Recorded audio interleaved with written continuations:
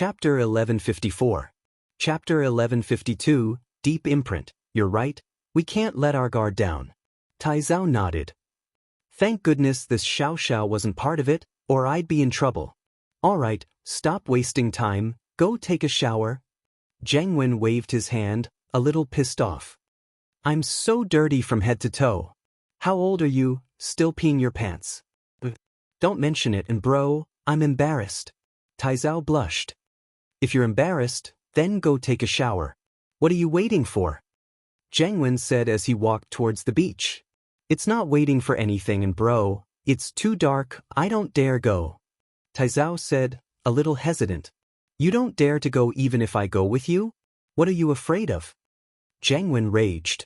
I'm afraid of ghosts, I'm still scared of that scene just now. Taizao said weakly. What ghosts? Didn't I tell you already? There were no ghosts? Where were the ghosts? That was Meng Yao, Yushu and Tang Yun. Are you stupid? Zhang Wen said. It's fine if you don't want to take a shower, but don't sleep in the tent tonight. Stay outside. I'll take a shower. Taizao thought about it. Wouldn't it be scarier to stay outside the tent at night? He might as well go take a shower right now. The night passed without a word. The next morning, Lin Yi opened his eyes. He'd been training in his dreams every day, but Lin Yi could control the time difference very well now. Lin Yi was still connected to the outside world in his dreams. Many people couldn't control what happened in their dreams, but Lin Yi could. In his dreams, in the jade space, Lin Yi was pretty much the same as in reality. Xiao, wake up. We're going to watch the sunrise, Lin Yi said softly as he patted the sleeping Xiao in his arms. Last night, Lin Yi and Xiao slept separately. Perhaps it was because she was being reserved, but Xiao didn't do anything bold when she came back. She might have been bold when she talked to Yushu last night, but she was a little shy when she came back. Xiao was an inexperienced girl, after all. Words were words, but actions were actions. In the latter half of the night, when it was cold, Xiao naturally squeezed into Lin Yi's arms. Lin Yi didn't push her away, hugging her until now. Oh! Xiao was sleeping soundly when Lin Yi woke her up. She opened her eyes, still a little groggy. It's time? Are you going to make breakfast with love? Xiao stood up from Lin Yi's arms and paced around the tent, mumbling, Where's the oven? Why is it gone? Lin Yi looked at Xiao, feeling a wave of warmth in his heart. Xiao had been making breakfast with love for him every morning, evidently getting used to it. The moment the alarm went off, she'd wake up and open the oven. It wasn't easy for her to come out and relax, but she still treated this as her home. Xiao, we're at the beach. Lin Yi got up and hugged Xiao. This was the first time Lin Yi hugged Xiao of his own volition, and this girl's figure was deeply imprinted in his heart. Ah! Xiao rubbed her sleepy eyes, feeling a little embarrassed. I thought I was at home, I was so sleepy. Don't make breakfast with love anymore. Rest well, I feel bad for you, Lin Yi said word by word as he looked at Xiao. Ah! Lin Yi's love surprised Xiao, but she wasn't used to it. As far as she was concerned, Lin Yi's feelings for her might be real, but he was only with her because of the bet with Tang Yun. But now, Xiao could see the deep love in Lin Yi's eyes. Lin Yi really did love her. Xiao felt lost all of a sudden. Xiao's original intention was to make Lin Yi fall in love with her, and then she'd dump Lin Yi. This was revenge. Although she'd buried this thought in her heart and didn't bring it up again, her illness was real. Whether it was revenge or not, Lin Yi would be sad the moment she left, and that wasn't something she wanted to see. Why are you so nice to me? Xiao was a little scared. This time, she was blaming herself. She felt like she was playing with fire, but she couldn't stop. How could she just stop playing around with feelings? You're nice to me, so I'll be nice to you too. Love is mutual. Lin Yi smiled. Didn't you want to watch the sunrise? It'll be out any later. Oh! Xiao replied, wondering if she should tell Lin Yi the truth. But she was a little scared. She was scared that if she told Lin Yi the truth, Lin Yi would get angry and leave her. Xiao didn't want to let go of this hard-earned love either. She was conflicted. You hugged me to sleep last night? Xiao changed the topic. These headaches were getting worse the more she thought about them, so she might as well not think about them at all. Yeah. Lin Yi nodded. Xiao bit her lips, her face a little red. Do you want me? We can do it now. I've thought about it, huh? Lin Yi blinked. I want to be your woman. Xiao didn't hesitate this time. She said it with determination. She thought that giving herself to Lin Yi would be a form of compensation to Lin Yi. Lin Yi was the one who took advantage of her. She was going to die soon, but she was still a virgin. When Xiao hung out with those delinquents, weren't they always talking about it and being proud of it? They'd compare how many virgins they'd slept with, how many women they'd had, and so on. Lin Yi's heart skipped a beat, but he kept his composure. We'll talk about this when we get back. Let's go watch the sunrise first. We might not be able to see it if we waste any more time. Yeah. Xiao nodded, blushing. She wasn't happy with Lin Yi's rejection. Lin Yi was a good guy, but he was a little too serious sometimes. In fact, Xiao didn't know that Lin Yi was tempted by her suggestion. But Lin Yi wasn't that heartless.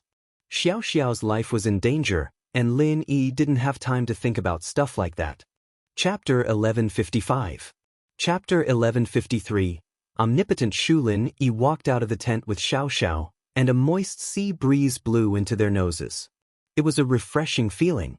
Lin Yi looked at Mengyao's tent. It seemed to be quiet, so Lin Yi didn't go disturb them. He and Xiao went to the beach and sat on the sand. It's so dark. Xiao squeezed into Lin Yi's embrace. It's the darkest time before dawn. Lin Yi smiled and hugged Xiao tightly. Are you cold? It's okay, a little cold, but I'm not cold anymore after you hug me. Xiao smiled sweetly. Lin Yi, honey, look, there are stars in the sky. Yeah. Lin Yi nodded, his thoughts going back to the border of a small country in Europe. He remembered that night with Yuning. That day, it was also early in the morning, and the two of them sat at the edge of the cave, looking at the stars in the sky. Wasn't it similar to today? It was just a blink of an eye, and everything had changed. The stars were still the same, but the person beside him was Xiao. At that time, Lin Yi was confused about his future. He didn't know where he would go, and he didn't know when his days of wandering would end. He didn't dare to talk about love, and his attitude towards love was to avoid it. He couldn't give Yuning any promises, and he couldn't give her the life she wanted. She was a flower that grew up in a greenhouse, and he and she were people from two different worlds. So Lin Yi chose to avoid it. See Chapter T001, T010, Valentine's Day Special Chapter, Little Ning Chapter. Although in the next few missions he found out that Yuning wasn't as weak as he thought, but Lin Yi still didn't dare cross the line. He remembered his identity. He didn't want Yuning to worry about him. She should have a stable and happy life, right? But, although this love was buried in his heart, the relationship between Lin Yi and Yuning became more and more ambiguous. Until that time when House Yu intervened, Lin Yi frowned, not wanting to think about it anymore. Let bygones be bygones. At the very least, Lin Yi was satisfied and happy right now. This mission allowed Lin Yi to truly integrate into the city, becoming a normal person. It gave Lin Yi real feelings. The reason why Lin Yi was able to open his heart was because of his old man's words. He promised that this would be the last mission of his life, he'd be able to retire after finishing it and settle down in Songshan. This allowed Lin Yi to open his heart and accept Tang Yun and Xiao without any worries. What? So romantic? Lin Yi's thoughts were pulled back to reality by a scream behind him. Lin Yi didn't need to look to know that it was Shu. Only she had this kind of personality. You're all awake? Lin Yi turned around. As expected, the Miss, Shu, and Tang Yun were all here. Why are you two so romantic? Cuddling with each other in the middle of the night? I'm jealous. Yushu giggled as she looked at Xiao. Why don't we switch? Change what? Xiao blushed a little. Don't Lin Yi's honey have a seat? You go to the left. Hee, then I won't hold back. Shield bro, you can have a girl on your left and right. Yushu smiled, wanting to sit down. But Mengyao pulled her back. Stop messing around, let's make breakfast to welcome the sunrise. Oh, okay. Yushu remembered that she had a mission this morning. She had to cook a poached egg for Xiao, and so she went to the car with Meng Yao and Tang Yun. I feel so happy. Xiao rested her head on Lin Yi's shoulder, enjoying this moment of peace. If you like it, we can come to the beach to watch the sunrise more often. Every year, Lin said. Okay. Xiao felt a lump in her throat, a little sad. Every year. Perhaps this was the last time she'd be able to watch the sunrise at the beach. Lin Yi could more or less guess what Xiao was thinking. He was even more determined to find a way to cure Xiao. The stars in the sky slowly dimmed, and the white of dawn appeared above the sea. It's getting bright. Lin Yi said. It's a new day. Yeah, I've lived another day. Xiao sighed. At this time, the Miss, Shu, and Tang Yun had already prepared the cooking tools. Shield bro, everything's ready. Let's start. Shu ran over.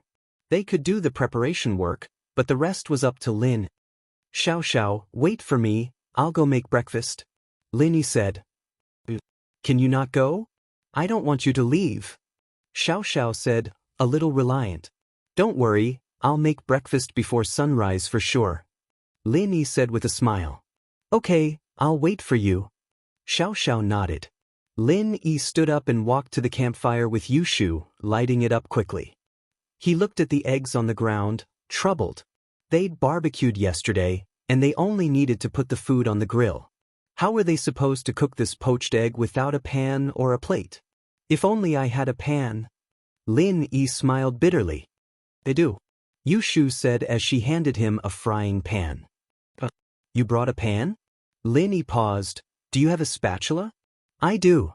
It's not a problem for all-purpose Shu. Shu gave a spatula to Lin Yi. All-purpose Shu, she really is all-purpose? Lin Yi smiled bitterly. He didn't know if he should praise Shu or scold her. Lin Yi felt that the car was very heavy when he was driving, and if Shu had even brought a pan and a spatula, then there had to be more things in the trunk. But Lin Yi didn't have time to think about this. The most important thing now was to fry the eggs. Lin Yi quickly fried a few poached eggs and gave some to Tang Yun, the Miss, and Shu, leaving 2 for Xiao. Here, eat. Xiao froze when she smelled the aroma of the poached eggs. How did you know I wanted to eat poached eggs while watching the sunrise? Xiao asked, surprised. I don't know, I just did it randomly. Lin Yi, naturally, couldn't admit that he'd looked at Xiao's phone. Isn't this usually what you eat for breakfast? Chapter 1156. Chapter 1154, Jiang Wen's tragic past. But why do you want to eat a poached egg while watching the sunrise? Lin Yi didn't understand why Xiao would want to do that. Because when the sun rises, it's like a big fried egg. I can imagine myself eating it in one bite. Xiao said. I see. Lin Yi sweated. This Xiao was quite a creative thinker, connecting all these things together. It was quite special. At that moment, a red glow appeared between the sky and the sea, shining brightly. The sun was about to rise. Whoa! Shu cheered as well. Evidently, they were watching the sunrise as well. It's coming! Xiao pointed at the sky excitedly as well. As expected, a fiery red sun slowly rose from the sea, jumping into the air bit by bit. The sea was shining with a golden red light, very beautiful. Xiao ate her egg as she watched the sunrise happily in Lin Yi's arms. It was a beautiful morning. The sun was rising, and the sea was no longer cold. The temperature of the sea was rising. The 5 of them finished their breakfast. Their original plan was to change into swimsuits and swim in the sea, but the sea water was still a little cold, so the 5 of them sat on the beach and waited for the sun to completely heat up the water before going to swim in the sea. Jiang Wen and Taizao only woke up when the sun was completely out.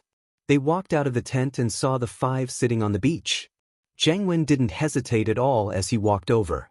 Yao sis, you're up early. You guys must be hungry, right? I have some nutritious breakfast here, it's almost hot. I'll get Taizao to bring some over. Let's eat together. No need, we're done already. Meng Yao said faintly. You guys eat. Ah? Done? Jiang Wen blinked, but looked at the cooking utensils not too far away. They seemed to have been used today. He shrugged helplessly. If that's the case, then we'll just have a simple bite. The weather's nice today, why don't we go play in the water? Yao Yao, Shu, do you guys remember when we used to come to the beach together when we were kids? Of course I remember. Yushu spoke up before Meng Yao could. Did you get bitten by a crab? Why are you crying? That's right, your D*CK is broken. Sister Yao Yao can't marry you in the future. Otherwise, she won't have any sexual bliss. Quack. Jiang Wen blinked at Yushu's words, but he remembered that when he was playing at the beach when he was young, his dick was caught by a crab's pincer and he almost broke it. Plus, the culprit was most likely Yushu. She was the one who released the crabs. Jiang Wen didn't have any proof, but he was pretty sure of it. From then on, Jiang Wen started to fear Yushu. This girl was too vicious, and he had to stay as far away from her as possible. He might even get castrated by her. At the thought, Jiang Wen couldn't help but admire Lin Yi a little. He had such a good relationship with Yushu. Was he not afraid of anything? Ha! Xiao started laughing after hearing Yushu's words. Who would have thought that Jiang Wen had such a tragic past? Meng Yao and Tang Yun, on the other hand, were too embarrassed to laugh out loud, but they couldn't help but laugh. This Jiang Wen sure was unlucky. That's all in the past, let's not talk about it. Jiang Wen laughed. Let's not talk about this, shall we go swimming later? Right, I even prepared swimsuits for you guys. Taizao, go get the swimsuits for Yao Yao sis and the others. "'Kay, I'll go get them now." Taizao happily went to get the swimsuits. Very quickly, Taizao came back with a bunch of swimsuits in his hands. Yao Yao, Shu, Tang Yun, Xiao, see if you guys like them? Jiang Wen passed the swimsuits to Meng Yao. Meng Yao didn't take it, but Yushu curiously took it and flipped through it. These are the latest international models. I had someone buy them from overseas. It took a lot of effort. Jiang Wen said proudly. What the hell is this? Meng Yao's face reddened at the sight of it. How is this a normal swimsuit? It was a sexy swimsuit, wasn't it? Her breasts were exposed, and even her thighs were exposed. Meng Yao wouldn't wear something like this in public. Her swimsuits were very conservative, covering her entire body, and this was a world of difference. Jiang Wen didn't expect Meng Yao to react this strongly. Of course, he had to admit that he was being selfish. These swimsuits were all international brands, but he tried his best to choose the sexiest ones. His goal was to let Meng Yao wear them, and it'd be a feast for his eyes. As for Yushu, Jiang Wen didn't dare do anything to her, but she had a good figure, and her breasts were huge. Jiang Wen purposely chose a swimsuit that accentuated Yushu's figure. These are the latest international models, how can they be messed up? Jiang Wen said quickly.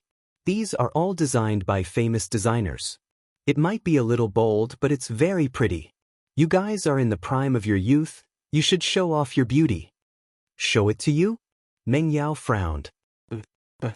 Jiang Wen was a little embarrassed by Meng Yao's question. Evidently, Meng Yao was really pissed, or she wouldn't ask something like this. I'm not wearing it. You can wear it if you want. Meng Yao said. Jiang Wen felt a little awkward. It's fine if you don't want to wear it, I'm just being nice. Taizao, take it back. Jiang Wen felt that it was a pity, but there was nothing he could do. What could he do if Meng Yao didn't want to wear it? He didn't doubt that Lin Yi would kick him into the Pacific Ocean if he dared to do that. Who was Lin Yi? Even House Yu would beat him up, let alone Jiang Wen. If Fighter Li hadn't died, Jiang Wen wouldn't be that afraid of Lin Yi, but now that Fighter Li was killed by some air Guden, and his new support hadn't arrived yet, he didn't dare fight Lin Yi head-on. Don't take them away, I want these swimsuits. Yushu stopped him. Chapter 1157. Chapter 1155, Shark Meat Again, I'll bring it home and wear it for shield bro. Yushu's words poured a bucket of cold water over Jiang Wen's head. What? Jiang Wen paused and his face changed. Show it to Lin Yi? Why did this girl like Lin Yi so much? Jiang Wen was envious, but at the same time he thought that Lin Yi would be pranked by Yushu every day, and that she'd release crabs and lobsters to kill him. Give me half, I want it too. Xiao didn't back down. Sure, I can't do it myself anyway. Yushu didn't reject. Jiang Wen was a little dejected. He spent a lot of money on the swimsuit, and Lin Yi got it for free. He couldn't even see what he bought, how unlucky. But this amount of money wasn't much to Jiang Wen anymore. He waved his hand. All right, I'll give it all to you. Let's go play in the sea today? We'll get some seafood too. It's daylight now, what do you guys want to eat? I'll get it for you. Zhang Wen looked at the crabs and other things crawling up the beach, and he knew that he might be able to get some big fishes later. At least he wouldn't have to go fishing in the dark like last night. What do we want to eat and what do you want to get? Yushu narrowed her eyes at Zhang Wen. Zhang Wen's heart skipped a beat at the look on Yushu's face. This girl wouldn't be playing tricks on him again, would she? It has to be in the sea, right? I won't be able to get it if it's not there. Zhang Wen laughed, pretending to be joking. Yao Yao and I want to eat shark meat. You go get it. Yushu said. What? Shark? Zhang Wen jumped in fright upon hearing Yushu's words. How could a shark be fished out so easily? Wouldn't they be bitten to death? Yeah, we want to eat barbecued shark meat. Yushu nodded. Don't you specialize in fighting sharks? You broke a shark's teeth with one punch. Were you bragging before? Zhang Wen suddenly remembered that the last time he treated Zhang Wen, he wanted to show off his bravery by saying that he fought with a shark before. But that was all bullshit. It was a lie. But now Yushu was bringing this up. Zhang Wen didn't know what to do. If he admitted to it, Yushu would definitely make him go catch the shark right now, but if he didn't admit to it, he'd be seen as a liar in front of Meng Yao, and he'd lose all his face. With that thought, Zhang Wen clenched his teeth. There might not be sharks in this shallow water area, so it wasn't his fault if he didn't meet one. Hence, he said, all right, shark meat it is. Taizao and I will go into the sea to catch sharks for you in a while. However, if there are no sharks in this shallow water area, then we can't do anything. After all, we didn't bring diving equipment, so we can't go to the deep sea area. It doesn't matter. I have a trick to attract sharks. Yushu smiled as she looked at Zhang Wen. Cut your finger and drip your blood into the sea, and the sharks will be attracted to you. Quack! Zhang Wen jumped up. That's not good, is it? Why not? Are you a coward? Yao Yao doesn't like cowardly men, she likes brave men. Yushu looked at Zhang Wen and encouraged him. You need to be brave, you need to be like a warrior if you want to get Yao Yao's attention. You don't have to be nervous no matter how big the danger is. You should believe that Yao Yao is watching you from behind, cheering you on. Is that so? Zhang Wen was suddenly filled with courage and fighting spirit as he looked at Taizao. Taizao, change into your swimsuit, we're going to catch sharks. And bro, aren't we a little too weak to catch sharks with our bodies? Taizao said carefully, a bitter face on his face. Cut the crap, let's go. Zhang Wen was afraid that Meng Yao would laugh at him, so he pulled Taizao away to change into his swimsuit. Shoo, don't you think it's a little too dangerous? What if Zhang Wen and Taizao get killed by sharks? Meng Yao didn't believe that Zhang Wen could kill sharks at all. She believed that Lin Yi could kill sharks, but Zhang Wen, it's fine, I'm here, right? Yushu said. I killed a shark with a rock last time. Huh, you're still bringing it up? Meng Yao couldn't help but laugh. You didn't kill a shark last time, did you? It was Gao Xiaofu. Hee hee, Yao Yao, you know about it too? Yushu blushed a little. She was smart enough to know that she didn't kill a shark, but Gao Xiaofu, who was pretending to be a shark. She thought that no one knew about this. The shark you killed had a supermarket price tag on it, who wouldn't know? Meng Yao glared at Yushu before turning to Lin Yi, troubled. Lin Yi, watch out later, don't let the shark kill Zhang Wen. Okay. Lin Yi nodded, not asking any more questions. Lin Yi knew what Meng Yao was thinking. Zhang Wen had always been a childhood playmate, and while he'd changed now, becoming a bad guy, Meng Yao still didn't want Zhang Wen to die in front of her because of their past relationship. Yao Yao, why do you care about him? It doesn't matter if he dies. Yushu didn't care. A while later, Zhang Wen and Taizao changed into their swimsuits and got ready to go. Yao Yao, Shu, aren't you guys coming to play? Zhang Wen asked. Yao Yao, are we going? Yushu turned to Meng Yao. Meng Yao nodded and turned to Tang Yun and Xiao Xiao. Let's go together? Sure. Tang Yun nodded. This was her first time going to the beach, and everything was so new. Songshan was a city close to the mountains, and there weren't many rivers around. It took a long drive to get to the beach, and the only place close to the sea was the bungee jumping area in the amusement park, but it was a steep cliff, and below the cliff was the sea. It wasn't a good place to play. Tang Yun's family wasn't doing well, and her father was sick in bed, so she didn't have time to go to the beach. Meng Yao and Yushu bought a lot of swimsuits in the supermarket, but they were all conservative types. They brought some for Tang Yun and Xiaoxiao. Chapter 1158.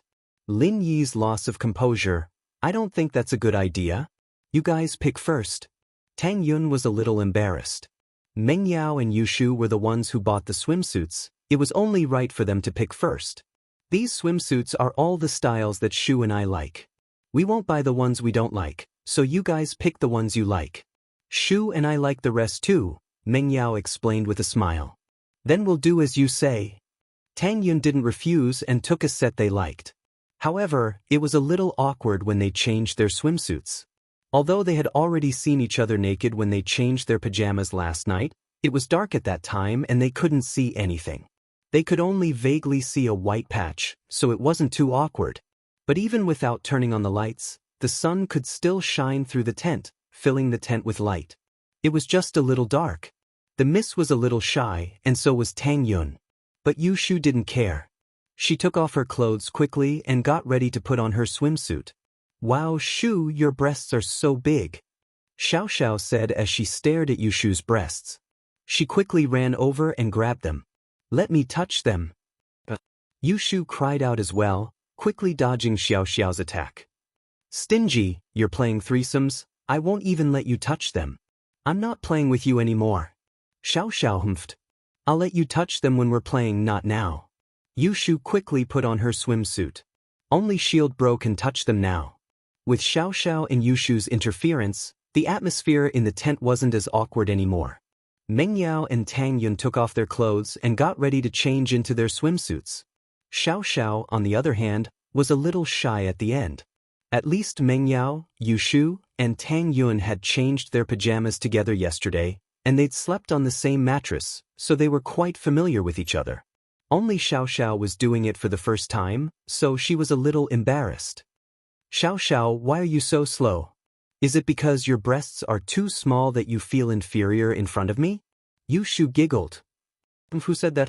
You're so big, I'm just right. Xiaoxiao quickly took off her clothes and changed into her swimsuit. It seems to be a little bigger than Yao Yao sis? Yao Yao sis, it looks like you have to work hard. Yushu said to herself. Shu, you're too much. Meng Yao's face was red from Yushu's actions, and she went to tear her lips. I'm going swimming, Yushu said as she ran out of the tent. Meng Yao didn't know whether to laugh or cry. Lin Yi also went back to change into his swimming trunks. When he walked out of the tent, he saw Shu running out. Xiao Shu's chest was no longer restrained. Coupled with the fact that she was jogging, Lin Yi's breathing quickened. This scene was very similar to a popular chat picture emoticon on the internet. Wow, Shield Bro, you're so strong. Yushu didn't realize that she was inappropriate, but when she saw Lin Yi's muscular chest and abs, her eyes lit up. Ugh, you're very big too. Lin Yi said subconsciously, but after saying that, he felt that something wasn't right. Lin Yi had always been a serious person in front of Meng Yao and Yushu, and he'd never say anything that went overboard. But this time, he'd let Yushu lead him into saying something he shouldn't have said. Yushu was surprised by Lin Yi's words as well, but she was happy. Although Lin Yi loved her a lot in the past, he never praised her like this. So Yushu was very happy. Shield Bro, you finally found Shu's good points? Lin Yi was speechless. It seemed that humans weren't saints. He had been with Yao Yao and Shu for a long time. It was inevitable that he would have some thoughts about them. It was reasonable for him to have feelings for them. You and Yao Yao are both very good. Lin Yi's face returned to normal as he said faintly. Yushu was a little depressed that Lin Yi had gone back to his old self, but thinking about it, Lin Yi's attitude was very clear. It seemed that he still liked her. And Shu, you have to do your best. Meng Yao, Tang Yun, and Xiaoxiao came out later, so naturally they didn't see the scene before. They were a little confused by Yushu's bright smile. Only Meng Yao wasn't happy. Shu, is my chest so small that it's worth it for you to be happy? You're dying of laughter. I think you should be called Xianxia. I'm not laughing at that. Yushu scratched her head, a little embarrassed. Then what are you laughing at? Mengyao looked at Yushu, confused. Oh, nothing. I'm laughing at that idiot Jiangwen going to catch a shark. Yushu said. Mengyao didn't really believe Yushu's words, but she didn't say anything. Jiangwen and Taizao were swimming in the ocean when they saw Mengyao and the others coming out. He waved his hands. Yao Yao, come quickly. It's really cool in the water. The sun was already out, and standing on the beach was quite hot. The water hadn't absorbed all the heat yet, so it was still a little cold. It was the most comfortable time to go into the water. Jiangwen bro, why aren't you going to catch a shark? Yushu asked directly after entering the water. I was just thinking, why don't we play for a while? Otherwise, how are we supposed to play if the blood stays in the water? Jiangwen laughed. We'll catch sharks after we're done playing. Is that so? That works too. Yushu thought about it. They weren't done playing yet, and it was indeed a little unpleasant to attract a shark. She was there to supervise them, so she wasn't worried that Jiangwen wouldn't go. The chances of sharks and dangerous sea creatures appearing in shallow water were very low, but Lin Yi was still very vigilant, watching the surface of the sea, ready to make a move at a moment's notice. Wow, there are abalones on the reef. Xiao pointed excitedly at a reef at the bottom of the sea and exclaimed, Really? There's abalones here? Yushu rolled her eyes and called out to Jiangwen, Jiangwen bro, there's abalones here. Come catch some abalones for lunch. Chapter 1159. Let me tell you a secret. It's right here, hurry up and catch it. Yushu pointed at the reef in the water. That's too easy, watch me. Jiangwen thought that this was a good chance to show off his bravery. He gathered his strength and said to the abalone, Little abalone, I'm coming. But Jiangwen's thinking was too simple. The abalone was stuck to the reef like it was glued to it. Even a cow would struggle to pull it away. Jiangwen, on the other hand, didn't know that he was treating the abalone like a clam, thinking that he could just pick it up. And so, Jiangwen felt that something wasn't right. Why was the abalone so tight? It was as if it was growing on the reef?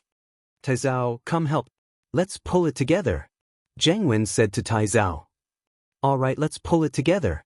Taizao was scared of ghosts and sharks, but this little abalone was nothing to him. He and Jiangwen started pulling it with all their might. Jiangwen bro, Taizao bro, go. Yao Yao is watching you guys.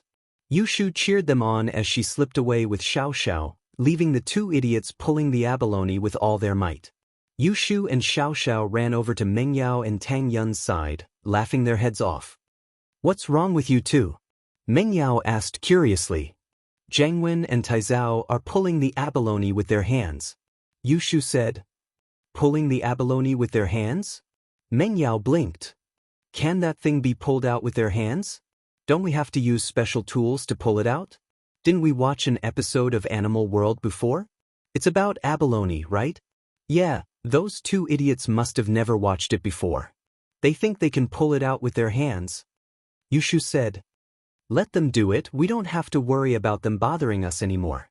Yushu said. Mengyao shook her head. This Yushu was quite a bad person. Lin Yi didn't go into the sea, he sat quietly on the beach, watching the people play in the water. He had to take care of their safety. Husband Lin Yi, can you come down to the sea to play this time? You lied to me that you didn't know how to swim, but Shu said you saved him. Xiao looked at Lin Yi a little bitterly. She'd wanted Lin Yi to come play with her when Pinliang organized the trip to the beach, but Lin Yi refused, saying that he didn't know how to swim. But as she got closer to Yushu, Xiao learned more about Lin. I'm not going. You guys have fun first. Lin Yi shook his head. But Xiao, naturally, wouldn't let Lin Yi go so easily. With Xiao in the lead, the group started splashing water on Lin. Yushu quickly joined in as well, and Tang Yun hesitated a little before joining in. The miss was in a difficult position. With her personality, she would never mess around with Yushu. But now that Tang Yun had joined the battle, if the miss didn't join in, it would seem that she was not a part of the group. And so, the miss started splashing water on Lin Yi as well. Lin Yi didn't mind, smiling. It's a little hot sitting on the beach, it'll cool me down a little.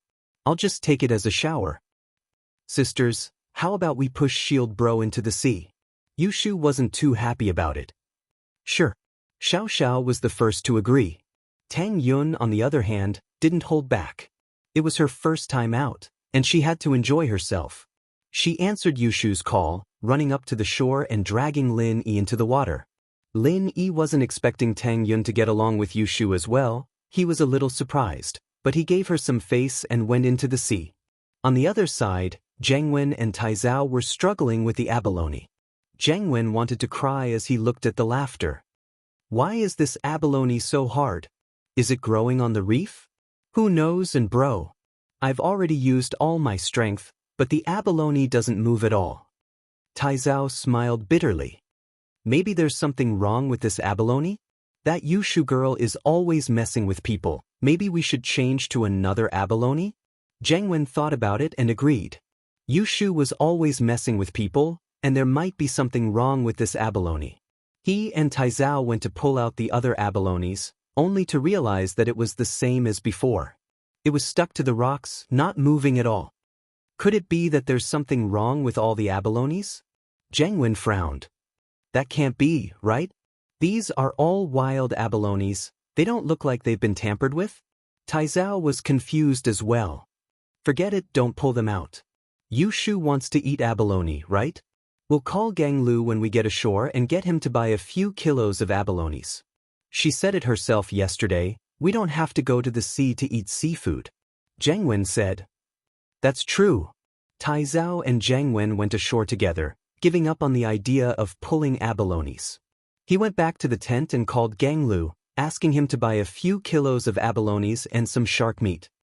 Zhengwen seems to have given up on pulling abalones. Xiao said as she looked at the shore. How about we mess with him again? Yushu blinked as an idea formed in her mind. Sure. Xiao didn't even need to think about it before agreeing. You just have to do this. Yushu and Xiao started plotting. It didn't take long for the two to get ashore and walk towards Zhengwen. Zhengwen bro, come here, I'll tell you a secret. Yushu waved at Zhengwen. What secret? Zhengwen didn't dare delay. He knew that Yushu's secret might not be something good, but he still walked over. Come closer. Yushu gestured for Zhengwen to crouch down. She wasn't as tall as Zhengwen, so naturally, she couldn't reach his ear. What is it? Zhengwen crouched down. Yushu put her mouth close to Zhengwen's ear and suddenly screamed. Wah! Zhengwen jumped up in fright from Yushu's sudden scream. His ears were ringing from the shockwave, and he was almost deafened by Yushu. Zhengwen was a little pissed off. Wasn't Yushu a little too much?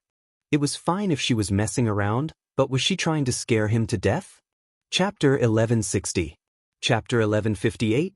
Why didn't you tell me? No, Zhengwen bro, I really wanted to tell you a secret. Yushu said, feeling wronged. You really wanted to tell me a secret? What kind of secret do you want to tell me? Zhengwen frowned. And bro, bad news. Something big happened. Taizao ran over from not too far away, panting as he spoke. Wait a minute, what's going on? Wait for Lil Sis Shu to tell me the secret first. Zhengwen waved his hand, gesturing for Taizao to calm down. Zhengwen bro, I actually wanted to tell you. Xiao wants to put a crab in your pants. Yushu said. Then tell me. Why did you yell all of a sudden? Are you trying to deafen me? Zhengwen looked at Yushu helplessly. No, I yelled because Xiao came just now and she put crabs in your pants. I saw it and jumped in fright. Yushu said embarrassedly. Gah.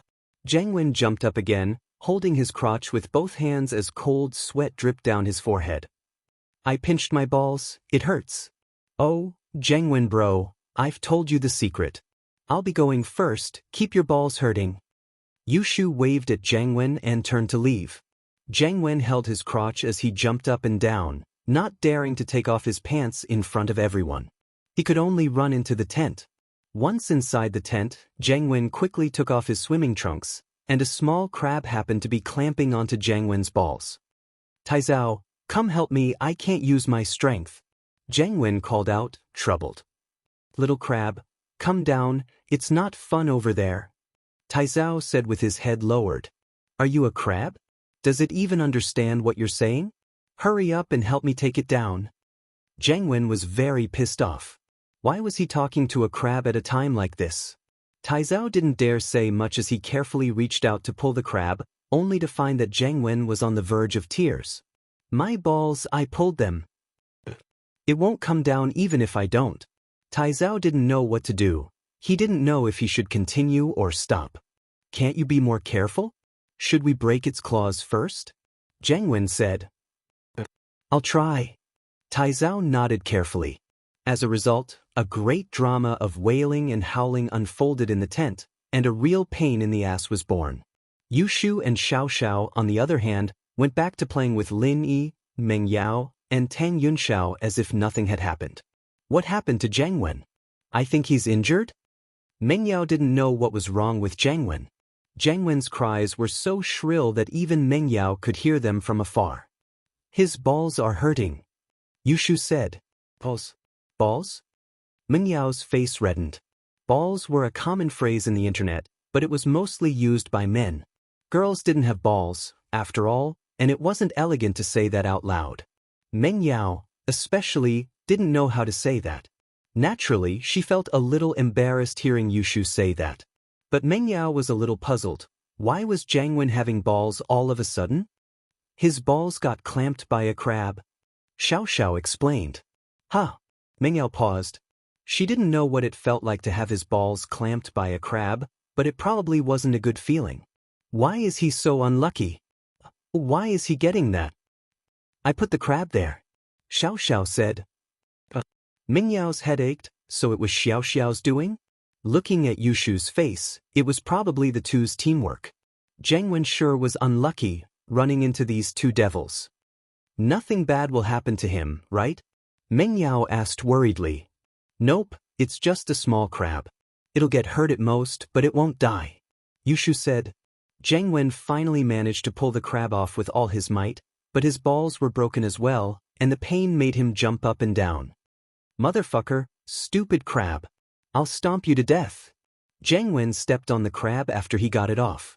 But because it was sand, the crab wasn't affected at all. Once he stepped on it, the crab shot out its claws and clamped onto Zhang Wen's toes again. Ouch! Zhang Wen cried out again. Half an hour later, Zhang Wen limped out of the tent, holding his balls. His balls and toes were all bandaged up, and he was in pain. He asked Taizao as he walked, right? You said something big happened just now, that you had something big to report to me. What happened? Zhang Wen remembered that Taizao wanted to talk to him about something, but Wuxia had scared him out of his mind, so he didn't pay much attention to it. It's like this, and bro. I wanted to tell you that Xiao threw a crab in your pants, but there's no need now. Taizao said bitterly. What? Zhang Wen almost jumped up from the ground. You're saying Xiao threw the crab? You saw it? Why didn't you tell me earlier? Zhang Wen remembered that the crab hadn't even bitten the eggs when Taizao was yelling. Did that mean that this wouldn't have happened if he'd found out in time? Zhang Wen's face turned very ugly at the thought. But I wanted to tell you earlier, but you told me to wait until Lil Sis Shu told you the secret? Taizao said weakly. Well, Zhang Wen paused, but thinking about it, that was indeed the case. He was the one who asked Taizao to wait for a bit. Zhang Wen could only blame it on his bad luck. Who could he blame for this? Zhang Wen looked at Wuxia and Xiao with a hint of hatred in his eyes, but they were Meng Yao's friends, and he couldn't do anything about it. If he did, they'd just say it was a joke. What could he do? And so, Zhang Wen gritted his teeth and endured the pain, pretending to be fine as he walked towards the beach. Chapter 1161. Chapter 1159. You're a brave man, Zhang Wen bro, how are you? Where's that crab? Wuxia's first sentence hit Zhang Wen's sore spot. Zhang Wen's face froze, but he didn't want Meng Yao to look down on him. He pretended to be calm and said nonchalantly, It's just a little crab, what can it do to me? Meng Yao didn't know what to say, but Zhang Wen didn't want Meng Yao to underestimate him. Wow, Zhang Wen bro, you're so strong? Your balls are fine? Wuxia's eyes were filled with admiration. Of course it's fine, I've trained before. I got caught by a crab once when I was young, and I've been training ever since I was free. As of now, a single crab is useless against me. Zheng Wen said proudly. The same move is nothing to me. Oh, Zheng Wen bros a steel egg. Then the girl who marries you will definitely be blessed. Yushu said enviously. You can't say that, but I'm sure she'll be blessed. Zheng Wen thought that Yushu was quite adorable at times like this, praising him in front of Meng Yao. It seemed like it was a good thing that he'd gotten his balls pinched between his legs. Zheng Wen bro, you're a brave and strong man. Yushu said sincerely. Of course, Yao Yao Lil Sis likes brave men. I'm developing in that direction. Zheng Wen nodded. Oh, since you're fine, then go catch the shark. We're waiting to eat it. Yushu said. What? Zheng Wen paused, realizing that he'd fallen into Yushu's trap. Yushu kept complimenting him on how brave and strong he was, and now she wanted him to go catch a shark? He couldn't say no to that either. Fighting with sharks is a very dangerous thing, and you guys are playing in the sea right now. Let's just forget about it. It's not good to cause a bloody mess. Zheng Wen had a plan in mind. I've already told Gang Lu to buy some abalone and shark meat from the supermarket. They'll be here soon, so we don't need to catch them anymore. Oh, that's not the same. The sharks in the supermarket are dead, frozen, and not fresh. Sister Yao Yao prefers to eat fresh sharks. Yushu said, plus, Yao Yao likes the process of a warrior fighting a shark, not the result. Eating the shark is secondary, you just want to enjoy the fruit of your victory. If it's a shark killed by someone else, Yao Yao won't eat it. I see. Yushu's words made Zheng Wen's blood boil, but he wasn't an idiot. He knew what he was capable of. His body wasn't even enough to fill the gap between the shark's teeth, let alone fight it. But in order to not lose face in front of Meng Yao, Zheng Wen hesitated. Naturally, I've been thinking about that too. It's been a while since I've fought a shark, and I'm starting to feel a little uncomfortable. You also know that a brave person like me will feel uncomfortable if I don't do something brave for a period of time. But sharks aren't easy to come by. This is shallow water. Sharks don't usually come here, so this thing can only depend on luck. Zheng Wen's words were very clear. He wanted to catch sharks, but there weren't any here, so it wasn't his fault, was it? Zheng Wen wasn't wrong. There weren't any sharks in shallow water, so there was no way to catch one even if he wanted to. Let's try it then. Cut your finger and attract the shark. Yushu nodded.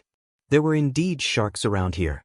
When he fell into the water with Lin Yi, and when Pinliang organized the trip, they'd all met sharks.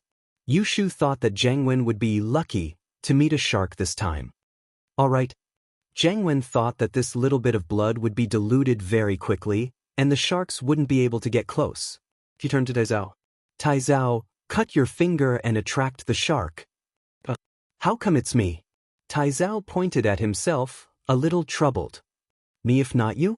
Zheng Wen glared at him. Hurry up, don't delay me from fighting the shark. All right. Taizao gritted his teeth and went to cut his finger. But this time, Zheng Wen had miscalculated. He didn't know anything about sharks at all, or he wouldn't have said something stupid like breaking a shark's teeth with one punch. If you dropped a drop of blood in the ocean, the shark would be able to smell it from 1/4 mile away. Sharks were especially sensitive to odors in the ocean, especially the smell of blood. Injured fish would make low-frequency vibrations, and even small amounts of blood would attract them from afar. Their sense of smell was even better than that of a land dog's. They could smell blood at 1 ppm, 1 millionth, in the water, meaning that their sense of smell could detect 1 drop of blood in 1,000,000 drops of seawater. A 1-meter-long shark's nose was filled with olfactory nerve endings up to 4,842 square centimeters, like a 5 to 7 meter long man-eater shark. Its sense of smell was so sensitive that it could smell the blood of injured people and marine animals from several kilometers away. Taizao, on the other hand, had more than 1 drop of blood. If there were sharks nearby, it would be strange if he didn't attract them. Yao Yao, Shu Yun Yun, Xiao Xiao, let's go ashore. What if there are sharks?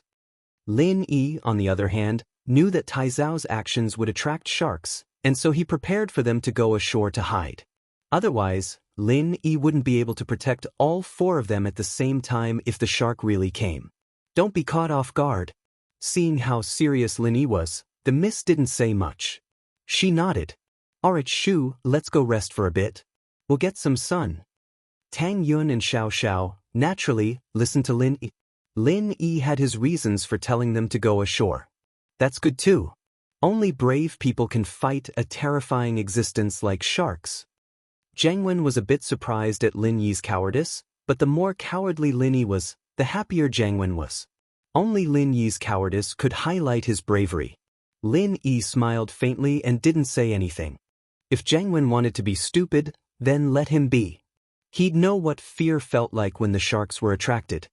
Chapter 1162. Chapter 1160? Tring. Then watch me. Zhang Wen walked into the sea proudly. As far as he was concerned, sharks couldn't possibly appear on this shallow beach. However, he had only taken 2 steps when something that shocked him to the core happened. A shark's fin appeared on the calm surface of the sea, and it was swimming towards him at high speed. What? Zhang Wen's eyes went wide. He never would have thought that a shark would actually come. Tai Zhao, on the other hand, didn't seem to realize the danger that was coming. He was standing in the sea like an idiot, dripping blood into the water with his finger. His head was lowered, however, and he didn't see the shark swimming towards him. Zhang Wen's face froze. He didn't know if he should run or go forward. He'd be safe if he ran, but he'd lose his face in front of Meng Yao. He'd lost a lot of face this time, but he didn't dare go forward. How was he a match for a shark? Wasn't going to die if he went forward? With that thought, Zhang Wen sweated profusely. He couldn't make a choice. Zhang Wen bro, you can do it. Zhang Wen bro, you can do it. Yu Shu cheered. You can do it. Yao Yao loves watching heroes fight sharks. Zhang Wen's expression was worse than if he were crying. He wasn't an idiot. Fighting a shark like this was suicide. Tai Zhao, on the other hand, heard Yu Shu's yell. He paused and looked up to see the shark swimming towards him at breakneck speed, jumping up in fright. He didn't dare let any more blood into the water, and started running away immediately.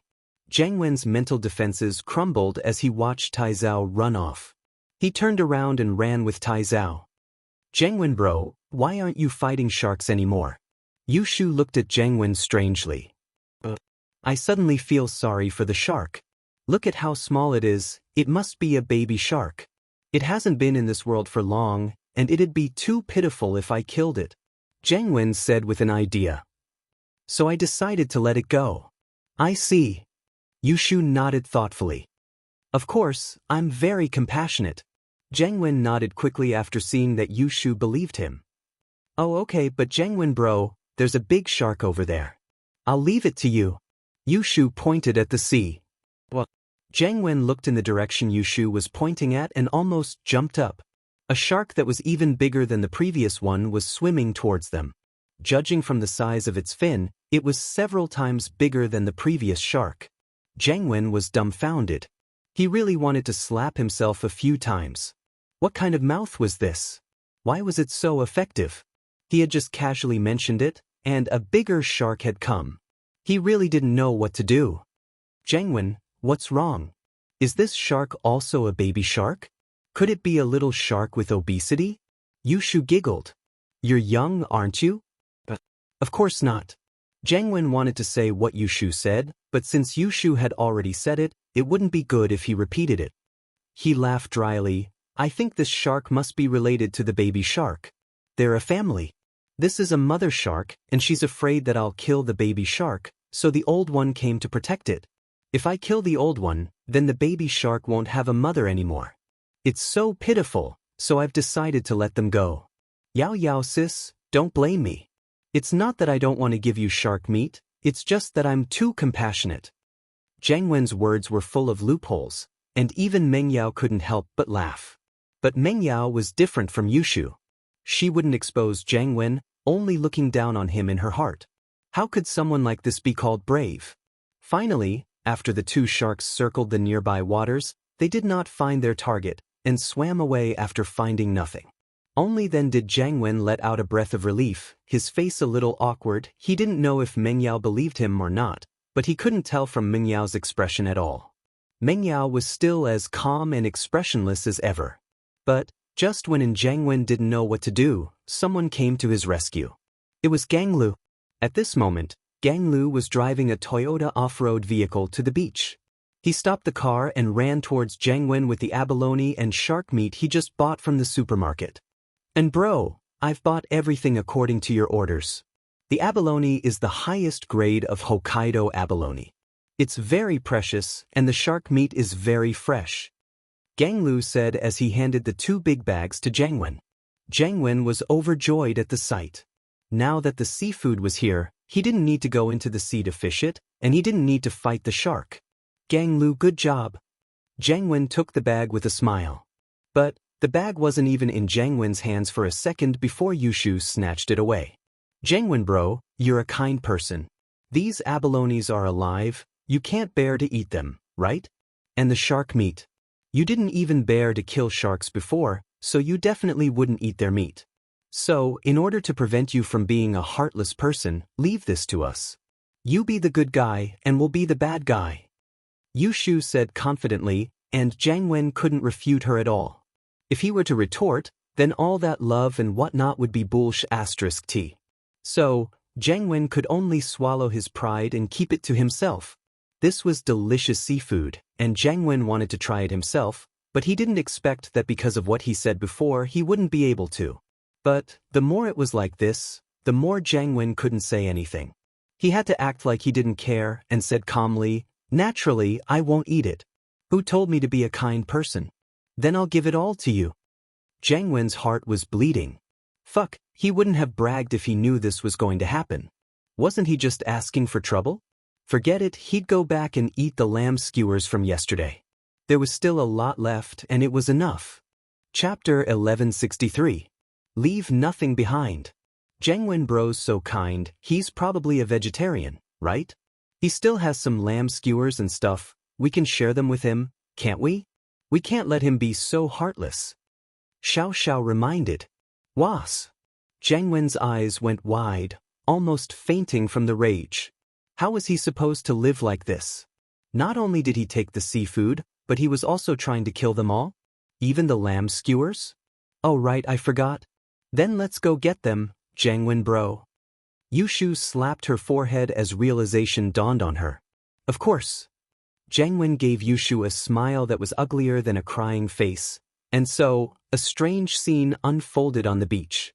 Lin Yi Mengyao, Yushu, Tang Yun, and Xiao were all enjoying the barbecue together, while Jiang Wen, Taizao, and Gang Lu stood at a distance, looking at them enviously.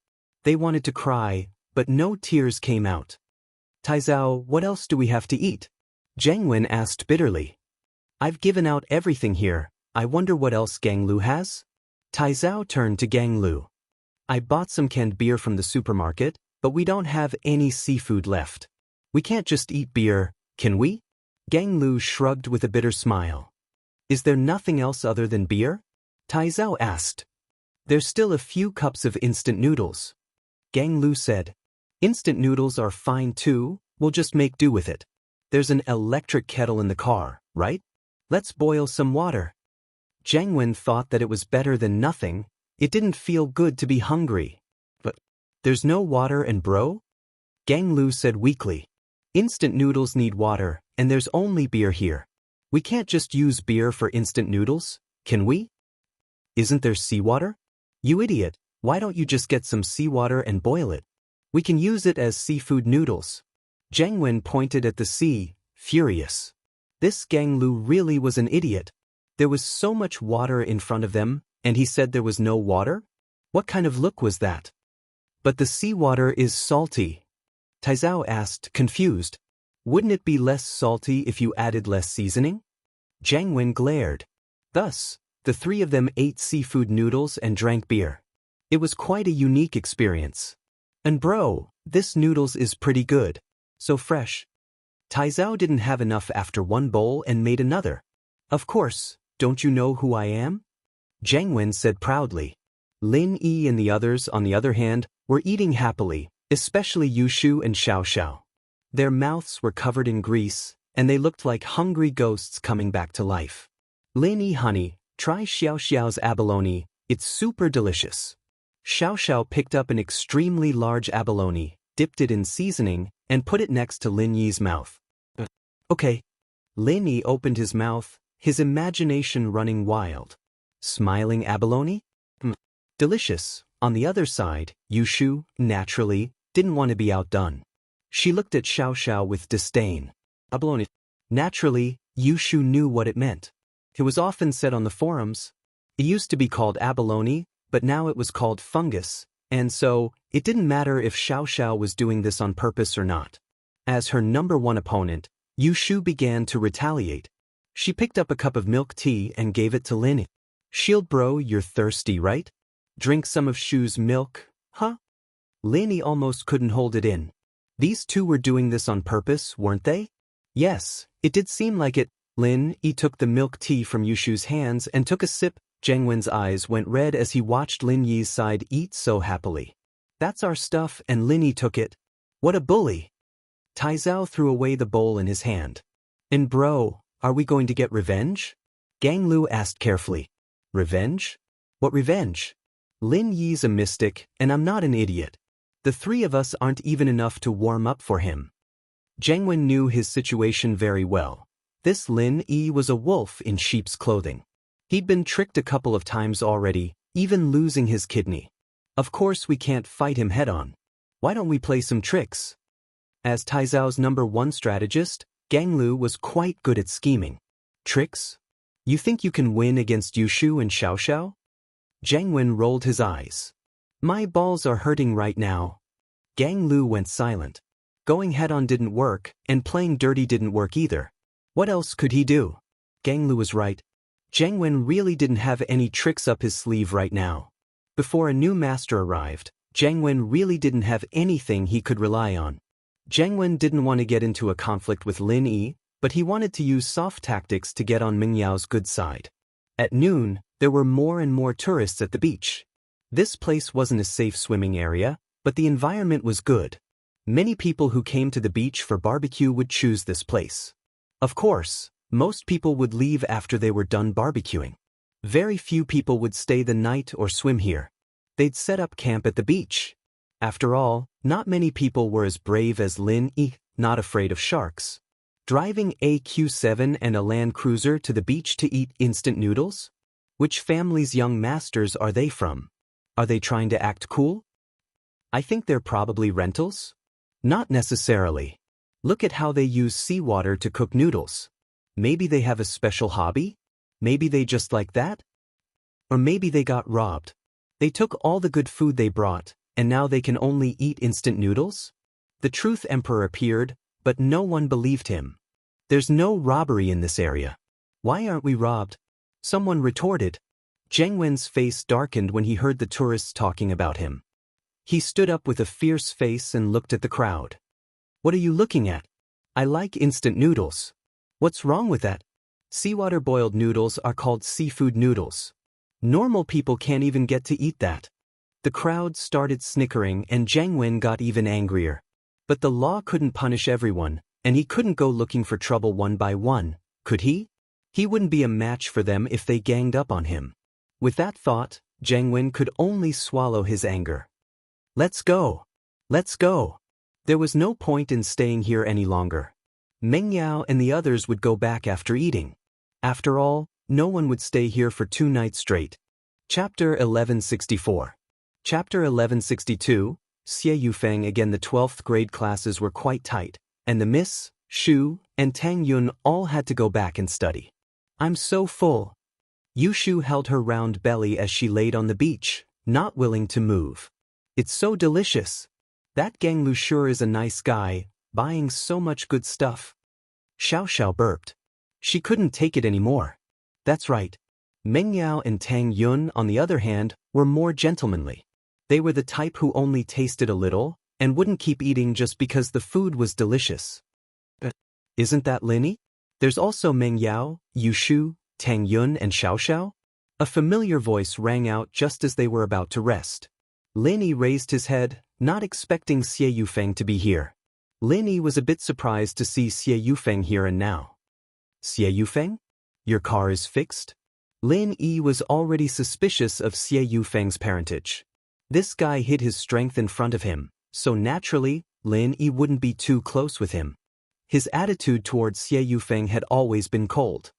"Ha, it's just a car. I bought another one." Xie Yufeng's eyes flashed with hatred. If it weren't for Lin Yi, he wouldn't be the one giving money to someone else, but someone else giving him money. This damned guy, always appearing when he wanted to show his strength. Wasn't he just making things difficult for him? Originally, Xie Yufeng didn't want to greet Lin Yi today, but thinking of the heavy responsibility his family gave him, he had to investigate Lin Yi's background. He had to pretend to get close to Lin Yi, hoping to get some information from Lin Yi. From his observation, other than Meng Yao, Yu Shu, Tang Yun, and Xiao Xiao, Lin didn't seem to have any contact with anyone else. This brat seems to be flirting with girls all day long. Meng Yao, Yu Shu, and Xiao Xiao's backgrounds were obvious to Yufeng. Other than Tang Yun, who was a commoner, all three of them had some background. However, all three of them got along very well with Lin. It had to be said that Lin Yi was very powerful. If he didn't have a bit of skill, he wouldn't have been able to get the favor of these three girls. Could it be that Lin Yi was really a disciple of a hidden family, or even someone from an ancient sect? The more Yufeng interacted with Lin Yi, the more he couldn't figure out Lin Yi's background, so he didn't dare to act rashly. He was a prideful person, thinking that he could kill Lin Yi with one move, but after all these setbacks, he had calmed down. He was waiting for the Xiao family to make the first move. He didn't have much hope before, since the Xiao family had fallen to a certain point and they couldn't even take care of themselves. How would they have the time to cause trouble for Lin Yi? But now, the Xiao family had the support of the Hidden House Pai, and the people Lin Yi injured were from the Hidden House Pai, so Yufeng didn't want to be the one to take the lead. Letting the Xiao family take the lead and kill Lin Yi would be the best. Even if they didn't kill Lin Yi, they would be able to find out more about Lin Yi's background. Yufeng, wasn't an idiot. He had a more important mission right now, and that was to hit on Lingshan. This was the genius girl of House Song, and she was very pretty. He heard that House Song's arts were very suitable for dual practicing, and once he got her in his bed, wouldn't his kung fu improve by leaps and bounds? He heard that the old man of House Song was a useless martial artist, yet he was forcefully pushed to the late phase of Golden Class. He was a genius, so wouldn't he be able to go straight to Earth Class? With that thought, Yufeng abandoned all his previous plans and gave up on the girl beside Lin Yi. This wasn't a joke. Lingshan was working in Songshan, and if she knew that he was hitting on girls in school, her impression of him would plummet. It wasn't uncommon for noble houses to have multiple wives and concubines, but there were some things that didn't matter. Plus, Xie Yufeng hadn't even gotten married yet, and he was already thinking about getting a concubine? That was a huge taboo. And so, Yufeng calmed down and didn't target Lin Yi. He was just a little puzzled. Why wasn't the Xiao family making a move yet? What were they waiting for? Oh, do you have anything else? If not, we'll be leaving. Lin Yi looked at Yufeng. He didn't want to talk to him anymore. All right, you guys have fun, I'll be leaving. Yufeng nodded and turned around, his face a little dark. Yufeng came here today to check things out.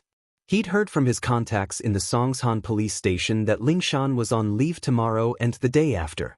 He wasn't surprised at all, since different departments had different rules when it came to holidays. It was normal for Lingshan to be on duty during the holidays. Yufeng planned to officially invite Lingshan over tomorrow, but he wasn't very familiar with the tourist attractions around Songshan. In order to avoid a situation where he had to make a last-minute effort, he decided to come over first to check things out. So today, he drove around with Penghu and Songming, but didn't expect to bump into Lin Yi. Yufeng brought some barbecue ingredients today, planning to practice with Penghu and Songming. It was also a way to practice his barbecue skills. And so, after Yufeng came back from Lin Yi's place, the three sat on the ground, ready to start barbecuing. Lin Yi glanced at Yufeng and the others, not bothering with them. After resting for a bit, the five were about to leave when Lin Yi saw someone he didn't expect. Chen Shi, the girl Lin Yi and Xiao Xiao met at the beef noodle shop. She was with an old man, picking up trash on the beach with a sack. This area was filled with people who came by themselves to barbecue and barbecue. The beer bottles and soft drinks were also thrown on the ground. There were even some rich people who didn't even want the iron skewers and grill from the mutton skewers. They just threw them on the beach and left. Therefore, every holiday and weekend, if one were to scavenge here, they would have a good harvest. Xianxia's harvest today was quite a lot. One could tell from her blushing face that she was very happy. But Lin Yi's eyes landed on the old man beside Xianxia. A mystic late-phase peak spiritual practitioner? Lin Yi's eyes were about to fall out of their sockets. A mystic late-phase peak spiritual practitioner coming out to pick up trash? Why was this world full of weird situations? Chapter 1165. Conflict and lesson. Lin Yi wanted to observe this old man for a bit, just what was going on with him. Xianxia and the old man shuttled past the tourists barbecuing on the beach, picking up the beverage cans and beer bottles that they threw around. Many people looked at them with disgust and disdain. Of course, Xianxia didn't notice Lin Yi. She probably didn't have time to pay attention to other people. Her attention was all on the bottles. Soon, Xianxia walked to Yufeng's side. Just like before, she picked up a beer can beside Yufeng, but after picking it up, she realized something was wrong. There was still beer in the beer bar, it wasn't empty. Xianxia quickly put it down, but her actions were clearly seen by Xie Yufeng. Yufeng was furious and pointed at Xianxia. "Little bitch, what are you doing?" "I'm sorry. I thought it was an empty can." Xianxia quickly apologized to Yufeng. This had happened before, but Xianxia could only swallow it. After all, she was here to pick up trash, so it was her responsibility. Some tourists were unreasonable, but Xianxia couldn't do anything about it. "Sorry? Sorry is enough? Fuck, I'm so unlucky." Yufeng was happily eating, a mouthful of meat and a mouthful of beer, but Xianxia almost took the beer away. Although he put it down in the end, looking at Xianxia's dirty face, could the beer still be drinkable after she touched it? With that in mind, Yufeng picked up the half-empty can of beer that Xianxia touched and threw it at Xianxia, causing the beer to spill all over Xianxia's body. The old man beside Xianxia wasn't spared either. He was also drenched in beer. "Kid, you should forgive people when you can, don't you think you're going a bit too far?" The old man frowned as well. He didn't think that Yufeng would be this arrogant. He'd had some conflicts with other people when he was picking up trash, but they just scold him a little and let it go. Yufeng didn't do this, pouring beer all over other people's bodies. "Too far? Old man, let me tell you, if she wasn't a little girl, I'd have slapped her in the face if it were you." This was already considered light. What the hell was that? How dare you meddle in other people's business? Xie Yufeng was humiliated by Lin Yi, and then he was beaten up by Iron Fist Wu and extorted a large sum of money from him. Naturally, he was in a bad mood. He wanted to find someone to vent his anger on, and these two scavengers came to him. Xianxia was indeed very pretty, on par with Meng Yao and the others, but she was wearing tattered clothes and a straw hat, which made her look less attractive. What was Xie Yufeng's background as well? The young master of House Yu. In his eyes, people like Xianxia were the lowest of the low. So what if she was pretty? Even if it looked good, he wouldn't bother to do it for free. He felt that it would be a loss of face. If people knew that he, the young master of House Yu, had a girl that picked up trash, wouldn't he be the laughingstock of the other houses? So Xie Yufeng didn't care about the fairer sex.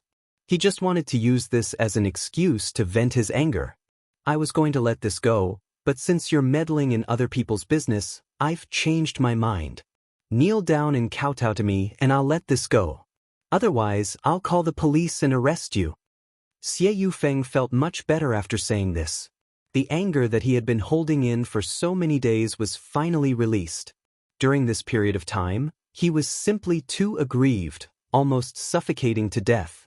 He was the young master of House Yu, and he hadn't even achieved anything yet. How much had he suffered? He couldn't do anything to Lin Yi for now, but this old scavenger dared to talk to him like this? Did he really think that he was a tiger that got bullied by a dog?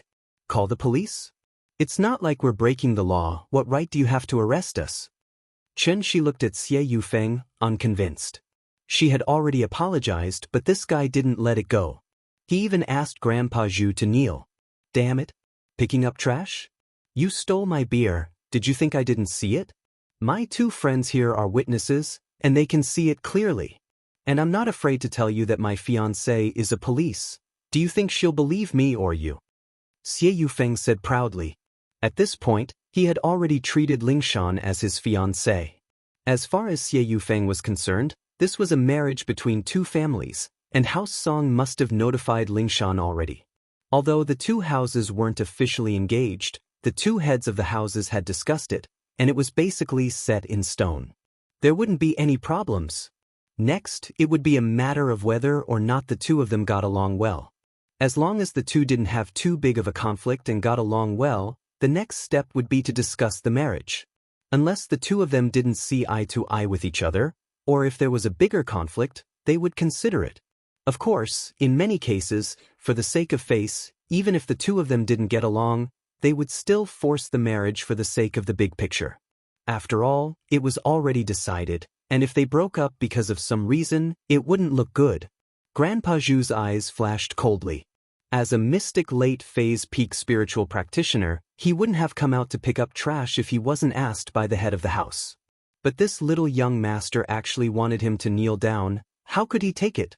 Yufeng's arrogant attitude had triggered Grandpa Zhu's murderous intent. He decided to teach this arrogant bastard a lesson. If he wasn't afraid of trouble, he would have killed him on the spot. Good, very good. Grandpa Zhu didn't get angry, but smiled instead. He reached out to pat Yufeng's body. It looked like he was patting Yufeng's shoulder, but it was actually filled with killing intent. A mystic peak like Grandpa Zhu had a lot of tricks up his sleeve. What he wanted to do was to pour his pure qi into Yufeng's body. Yufeng might be fine right now, but this pure qi would stay in his body for a long time to come, causing him pain all over his body and tormenting him. Of course, this was only for normal people. To a master, this little bit of qi could be refined. Lin Yi often used these kinds of tricks, but Lin Yi was much better than Grandpa Zhu. Chapter 1166. They were all hidden. So for normal practitioners, this move could only transfer a limited amount of qi. But Lin Yi was different. Lin Yi could compress qi, which meant that in the same amount of time, Lin Yi could transfer more qi. So the effect of Lin Yi's move was much higher than Grandpa Zhu's. Lin Yi's move could even deal with high-leveled practitioners. You can refine a little bit of qi, but I'll give you a lot of it. Let's see how you refine it. Even if you can, it's not something that can be done in a day, and if you refine too much of it, you might even go crazy. Wasn't Yao Wang in the same situation? His entire body was covered in needles, and under each needle was the compressed energy sealed by Lin.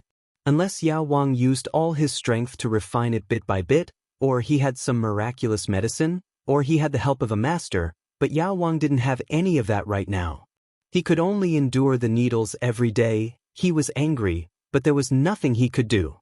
But what Grandpa Zhu didn't expect was that when he reached out to transfer the energy into Xie Yufeng's body, an accident happened. Xie Yufeng dodged Grandpa Zhu's palm effortlessly, tilting his body to the side. His eyes were filled with disbelief. Mystic late phase peak? Mystic early phase peak? Grandpa Zhu paused as well. He wanted to teach Xie Yufeng a lesson, but he didn't expect this person to be a master as well. Wasn't this a bit too dramatic? He was just picking up trash at the beach, and he met a mystic class master? Grandpa Zhu was surprised at Xie Yufeng's age, but he was also worried. It wasn't that he was afraid of Xie Yufeng's strength, but that his identity would be exposed. All these years, he'd been following the orders of the head of the house, staying by Qin Shi and her mother's side. He'd never made a single mistake, but now something like this happened. Luckily, Qin Shi didn't understand the division of strength in the martial world, and she wouldn't understand what Xie Yufeng meant. With that thought, Grandpa Zhu calmed down. Young man, apologize to us and we'll let this matter go. Otherwise, since the other party already knew his strength, there was no need for Grandpa Zhu to speak softly. He directly threatened him in a cold voice. Apologize? Which family are you from? Yufeng wasn't afraid at all.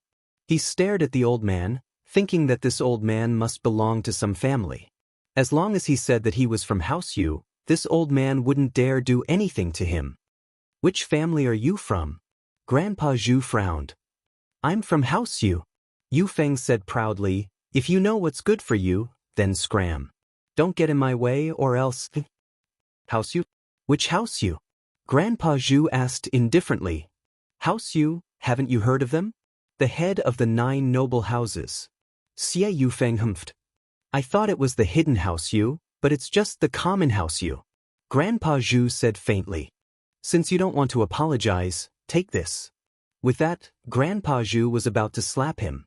However, before Grandpa Zhu could slap him, he heard a voice shouting, Wait a minute. Linny, why are you here? Yufeng gritted his teeth, his eyes bloodshot. Master Lin was here again. Yufeng almost spat out blood when he heard this voice. It was already hard enough for him to fight a mystic late-phase peak with his early-phase peak strength, but Lin Yi suddenly appeared. He had no choice but to hide his strength. Wasn't he just waiting for a beating? But the one who was the most depressed wasn't Yufeng, but Grandpa Zhu.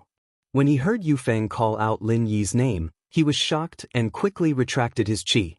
After this period of investigation, he already knew who this Lin Yi Xianxia was. He was just thinking about how to stop Lin Yi from causing trouble, but before he could think of anything, he ran into Lin Yi. The reason why Lin Yi appeared at this time was to test this Grandpa Zhu who was with Xianxia. As far as Lin Yi was concerned, a mystic late-phase peak master hiding by Xianxia's side was something unimaginable. A mystic coming out to pick up trash? Unless he had some sort of special hobby, or he was crazy.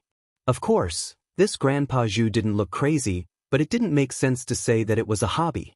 Lin Yi had never heard of a master with this hobby, unless there was a purpose. With that thought, Lin Yi's eyes focused and walked over. It's nothing, I know this girl, so I'm asking for mercy on her behalf. Let's just forget about this. Lin Yi pointed at Xianxia, saying that he was asking for mercy, but in fact, he was using an unquestionable tone, making Yufeng unable to refute. Yufeng knew that this wasn't the time to be enemies with Lin Yi, and he had to give face to Lin Yi, so he took the chance and said, Since you're Lin classmate's friend, then let's forget about this. Okay, you guys continue. Lin Yi said as he pulled Xianxia to the side. The meaning behind his words was clear. He knew this little girl, but he didn't know this old man. You can continue with this old man.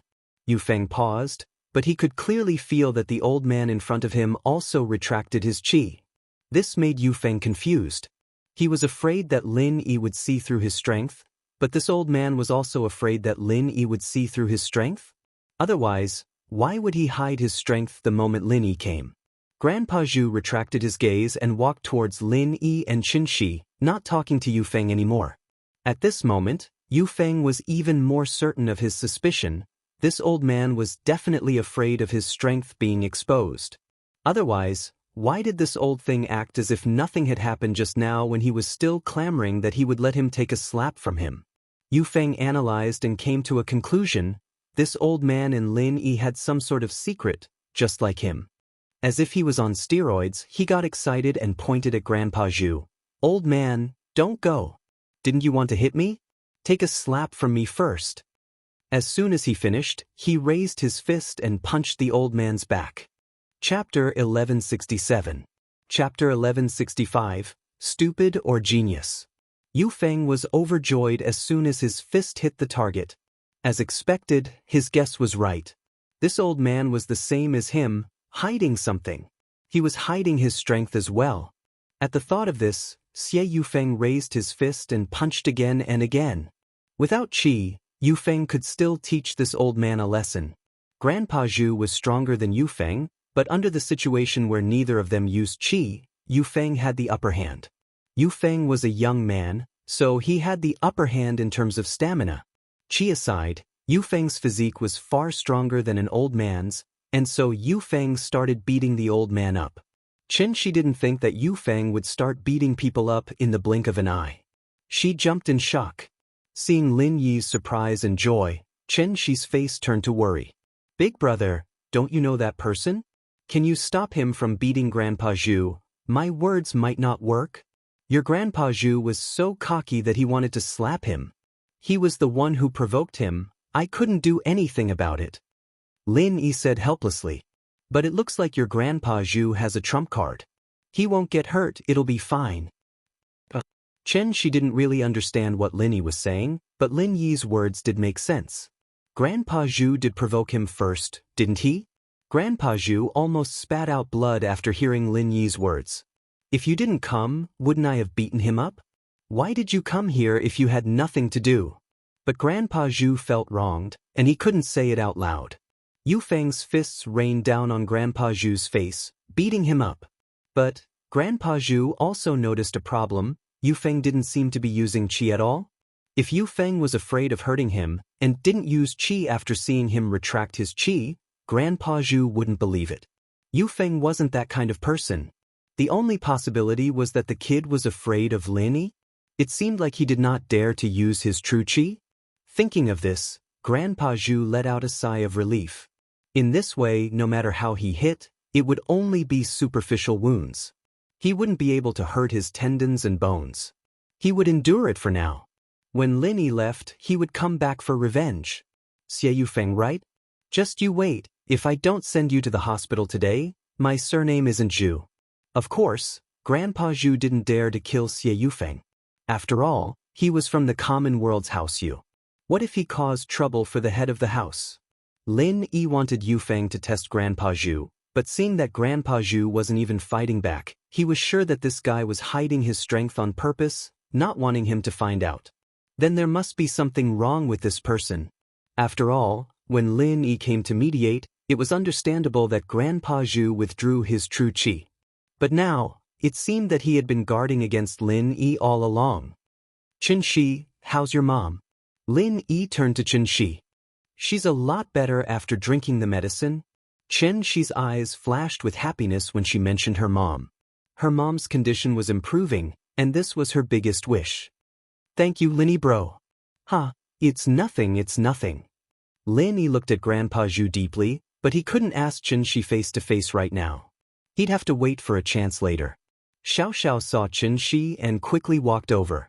Xianxia saw her and greeted her. Xiaoxiao sis. After the greeting, Xianxia's eyes turned back to Yufeng and Grandpa Zhu. Yufeng evidently didn't plan on letting Grandpa Zhu go. He was pissed off. He'd been holding it in for too long, hiding his strength and getting beaten up by people who weren't as strong as him. But now, Yufeng was finally feeling good. Old thing, you're hiding your strength too? Don't you feel good getting beaten up by someone who's weaker than you? But it didn't matter if Grandpa Zhu felt good or not. Yufeng felt really good. It was a sense of accomplishment that he'd been holding back for so long. Now, he felt like he'd swapped roles with the person who bullied him. This old man was probably feeling the same way he was before, right? He couldn't use his strength. Yufeng was getting more and more excited as he fought. He wanted to return all the pain he'd been through to this old man. Xiaoxiao, let's go. Lin Yi didn't want to stay any longer. It didn't matter who this old man was, or if he was good or bad. At least he wasn't hostile towards Xianxia right now. Lin Yi didn't have to worry about Xianxia being in danger. He believed that once he left, the situation would change.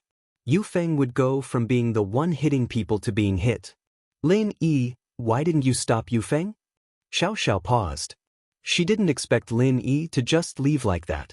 She was confused. Let's go back. Lin Yi gave Xiaoxiao a look and pulled her back. Xiaoxiao didn't understand what Lin Yi meant, but with Lin Yi's intelligence, there had to be a reason. She didn't say anything and just looked at Xianxia before leaving with Lin Yi.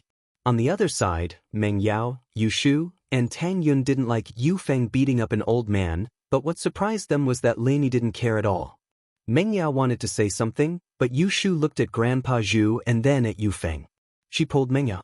Yao, shield bros in the car. Let's go. I want to go home. Tang Yun wanted to say something as well, but seeing that Xiaoxiao didn't say anything, she didn't either and got in the car. It wasn't until Lin Yi started the car and drove away that Xiaoxiao spoke her mind. Lin Yi, honey, why did you let Yufeng beat up that old man? Is that so? If Yufeng really wanted to, the old man would have been dead already. Lin Yi smiled. Xiaoxiao blinked, not understanding what Lin Yi meant. Yu Shu, on the other hand, slapped her forehead. That old man is a master too. But he probably hid his strength in front of Shield Bro. Lin Yi looked back at Shu, a little surprised. He didn't expect her to be right. Chapter 1168. The situation reversed. Lin Yi didn't know the reason behind it, but since Yu Shu didn't want to talk about it, Lin Yi wouldn't proactively ask. After all, it might be related to other people's privacy. Yushu's words made Xiaoxiao pause. She felt that the old man was a bit suspicious, but she didn't think that he was hiding his strength. But now that Yushu said it, it made sense. Before Lin Yi walked over, the old man did force Yufeng to apologize. If it was a normal trash picker, the first thing they would do in front of an arrogant young master like this would be to apologize over and over again. They wouldn't even have the intention to fight back, right? But this old man did, and he was very calm, as if he was very powerful. But after Lin Yi walked over, the situation flipped. The old man withered instantly, turning around and leaving without saying a word. This proved that although the old man was withered, he was still a person with strength. He still had his pride, so even if he left, he wouldn't say anything soft. Tang Yun and Meng Yao, on the other hand, remembered that Yufeng purposely hid his strength in front of Lin Yi and got beaten up by those gangsters. Could it be that today's incident was the same as well? Lin Yi smiled and stopped the car not far away. Shu's right, but right now, it's probably that old man beating Yufeng up, right? Shu brought a complete set of equipment this time. She even brought binoculars with her. So, they took out the binoculars from the trunk and looked at the beach. Sure enough, they saw a shocking scene. Yufeng was having so much fun beating him up that he didn't even notice that Lin Yi had left. He finally found the balance in his heart, and all the frustration he had accumulated over the past few days was finally released. So what if you're a mystic late phase peak? Didn't you still get beaten up by me, a mystic early phase peak? And I didn't even use a bit of chi, I was using my bare fists to beat you up. But it didn't take long for Yufeng to feel as if he was punching a metal block. The next moment, Yufeng realized that the old man was gathering his chi again, and this time, the old man went berserk and sent a palm towards Yufeng. Yufeng was shocked. He didn't expect the old man to reveal his true strength after hiding it for so long. What was going on? Did he not want to hide anymore? Yufeng looked around subconsciously. Where was Lin Yi? Lin Yi had already left. The next moment, beads of cold sweat formed on Yufeng's forehead. Why did Lin Yi leave? I haven't had enough yet. Even if you're leaving, you should at least let me know, right? I'll go with you. Now that you're gone, this old man will recover his strength. Isn't this a trap for me? Yufeng wanted to run, but before he could do so, he was heavily injured by Grandpa Zhu. Ah! Yufeng screamed and subconsciously channeled his chi, but he was only a peak early phase mystic class. How could he be a match for a peak late phase mystic class? There was a difference of a few levels between them. This Grandpa Zhu didn't want to kill Yufeng, and so it became a one-sided abuse. Old Zhu almost went crazy with anger. You're just a peak early phase mystic class, and you dare hit me? If it weren't for the fact that I was afraid of being discovered by Lin Yi, I would have sent you to the hospital already. You didn't beg for mercy, and you still dare to do this to me? And so, now that the tables had turned, how could old Zhu let Yufeng go? If he didn't send Yufeng to the hospital, his surname wasn't Zhu. Chen Shi, who was watching from the sidelines, was dumbfounded. What was going on? Grandpa Zhu, who was just getting beaten up, suddenly turned from the one being beaten to the one being beaten up? Wasn't this change a little too fast? Little bastard, didn't you beat me up? Aren't you fierce? Let's see if you can still do it now. Old Zhu was infuriated. You're just a disciple of the common world's house you, and you're acting like this? If you're stronger than me, then I won't say anything. If you beat me up, it'll be my bad luck. But you're so weak and you're still acting like this? Do you want to die? Spare me, Grandpa. Spare me, I was wrong. Yufeng gave in immediately, not even thinking of fighting back. He was a mystic class, but he was only a peak early phase mystic class, while old Zhu was a peak late phase mystic class. The difference was too big, and Yufeng didn't dare fight back. If it was Lin Yi, he could rely on his practitioner's arts and pure chi to fight against Yufeng, but Yufeng's strength came from the accumulation of elixirs and elixirs. As a direct descendant of House Yu, he was naturally the focus of the family's nurturing, and so his martial arts were mostly accelerated. He lacked battle experience, so how could he be an opponent for an old man like old Zhu? It was wise of him not to fight back, but if he did, he'd be in a worse state. Right now, Yufeng was using his chi to protect his vitals, and old Zhu didn't want to kill him. Yufeng looked like he was heavily injured, but his meridians weren't damaged, only his bones and tendons were injured. He'd be fine after lying in the hospital for a while. Yufeng didn't think that he'd be so unlucky today. As expected, seeing Lin Yi was his unlucky day. The Miss, Shu, Tang Yun, and Xiaoxiao exchanged binoculars as they looked at Yufeng's pitiful state. They couldn't help but laugh out loud. Lin Yi was right, the one getting beaten up was Yufeng. After beating Yufeng up, old Zhu was afraid that the police would come, so he turned around and pulled the shocked Xianxia away, quickly leaving the scene. Yufeng's two followers, Penghu and Songming, naturally didn't dare block their way. They weren't old Zhu's opponents, so it didn't matter if they left. The most important thing was to get Yufeng to the hospital. It seemed like Yufeng's injuries weren't light, and if they were late, he'd be in danger. Old Zhu wasn't afraid of anything, and he didn't believe that Yufeng would call the police. Young masters of noble houses rarely called the police, and Yufeng was hiding his strength, so he couldn't tell anyone about it. With his strength, he didn't need to worry about it being exposed. If Yufeng revealed it, then it was the same as revealing his true strength. He didn't know why Yufeng was hiding it, but old Zhu didn't need to know, as long as he knew he was fine. Chapter 1169. Who was the fiancé? I see. Xianxia nodded, not really understanding. Then Grandpa Zhu's kung fu is really strong. And you need to practice the things I taught you. You'll be like me in the future, a strong person. Grandpa Zhu smiled. I will, Grandpa Zhu, don't worry, I practice every day. Xianxia nodded enviously. But you have to keep it a secret, don't tell anyone about this, understand? Including your mother and friends. Grandpa Zhu reminded again. Don't worry, Grandpa Zhu, I won't say anything.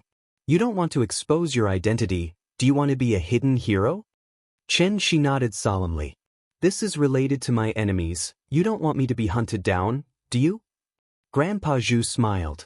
I see. Xianxia's pretty face showed worry and determination. Don't worry, Grandpa Zhu, I won't tell anyone about this, not even if you beat me to death. Good girl. Grandpa Zhu patted Xianxia's shoulder, an almost imperceptible smirk on his face. Oh, I guessed it right, I really am Prophet Shu. Yushu cheered excitedly with the binoculars. Meng Yao and Tang Yun couldn't help but laugh at Yushu's words. As far as they could see, this Xie Yufeng wasn't a good person, and that Grandpa Zhu was suspicious as well. It was a dog-eat-dog thing. Only Lin Yi was thinking. Songshan was a small place like this, and there were so many masters around. Songming and Penghu didn't call the cops, but some kind-hearted bystanders called the police. Normally, Lingshan wouldn't care about a normal brawl like this, but this was a special time, and the missing people were usually the ones who disappeared after a brawl. Lingshan had told the call center to notify the criminal police if there were any more brawls. Lingshan didn't dare tarry after hearing about a fight at the beach. She brought her men and rushed to the beach. Lingshan came to the seaside, naturally, and walked towards the place with the most onlookers. The first thing she saw was the bloodied Xie Yufeng. What happened? Who's the witness? Lingshan walked over quickly. Li Penghu and Wang Tsongming were stunned. Who called the police? Yufeng didn't want to lose face, so naturally he didn't want to call the cops, especially since his fiancée was a police. He didn't want Lingshan to know that he got beaten up. That would be too embarrassing. Yufeng knew Lingshan, but Lingshan didn't know Yufeng. Penghu and Songming didn't know Lingshan either. Yufeng planned to do a good job today and ask Lingshan out at night, so Lingshan didn't even know that this guy in front of her was her fiancé. It's nothing. There's nothing going on here, officer comrade. You can go back. Penghu said. Nothing? Lingshan paused and pointed at Yufeng. He's beaten up like this, and you're saying he's fine? Did you beat him up? No, this is my boss, but it's just a small injury. It's not a big deal, we'll go to the hospital ourselves later, we don't need to alert the police. Songming said with a smile as he walked over. This little girl is quite pretty, huh? But she looked like a trainee police officer and should be easy to talk to. Songming said in a nice tone. Small injury?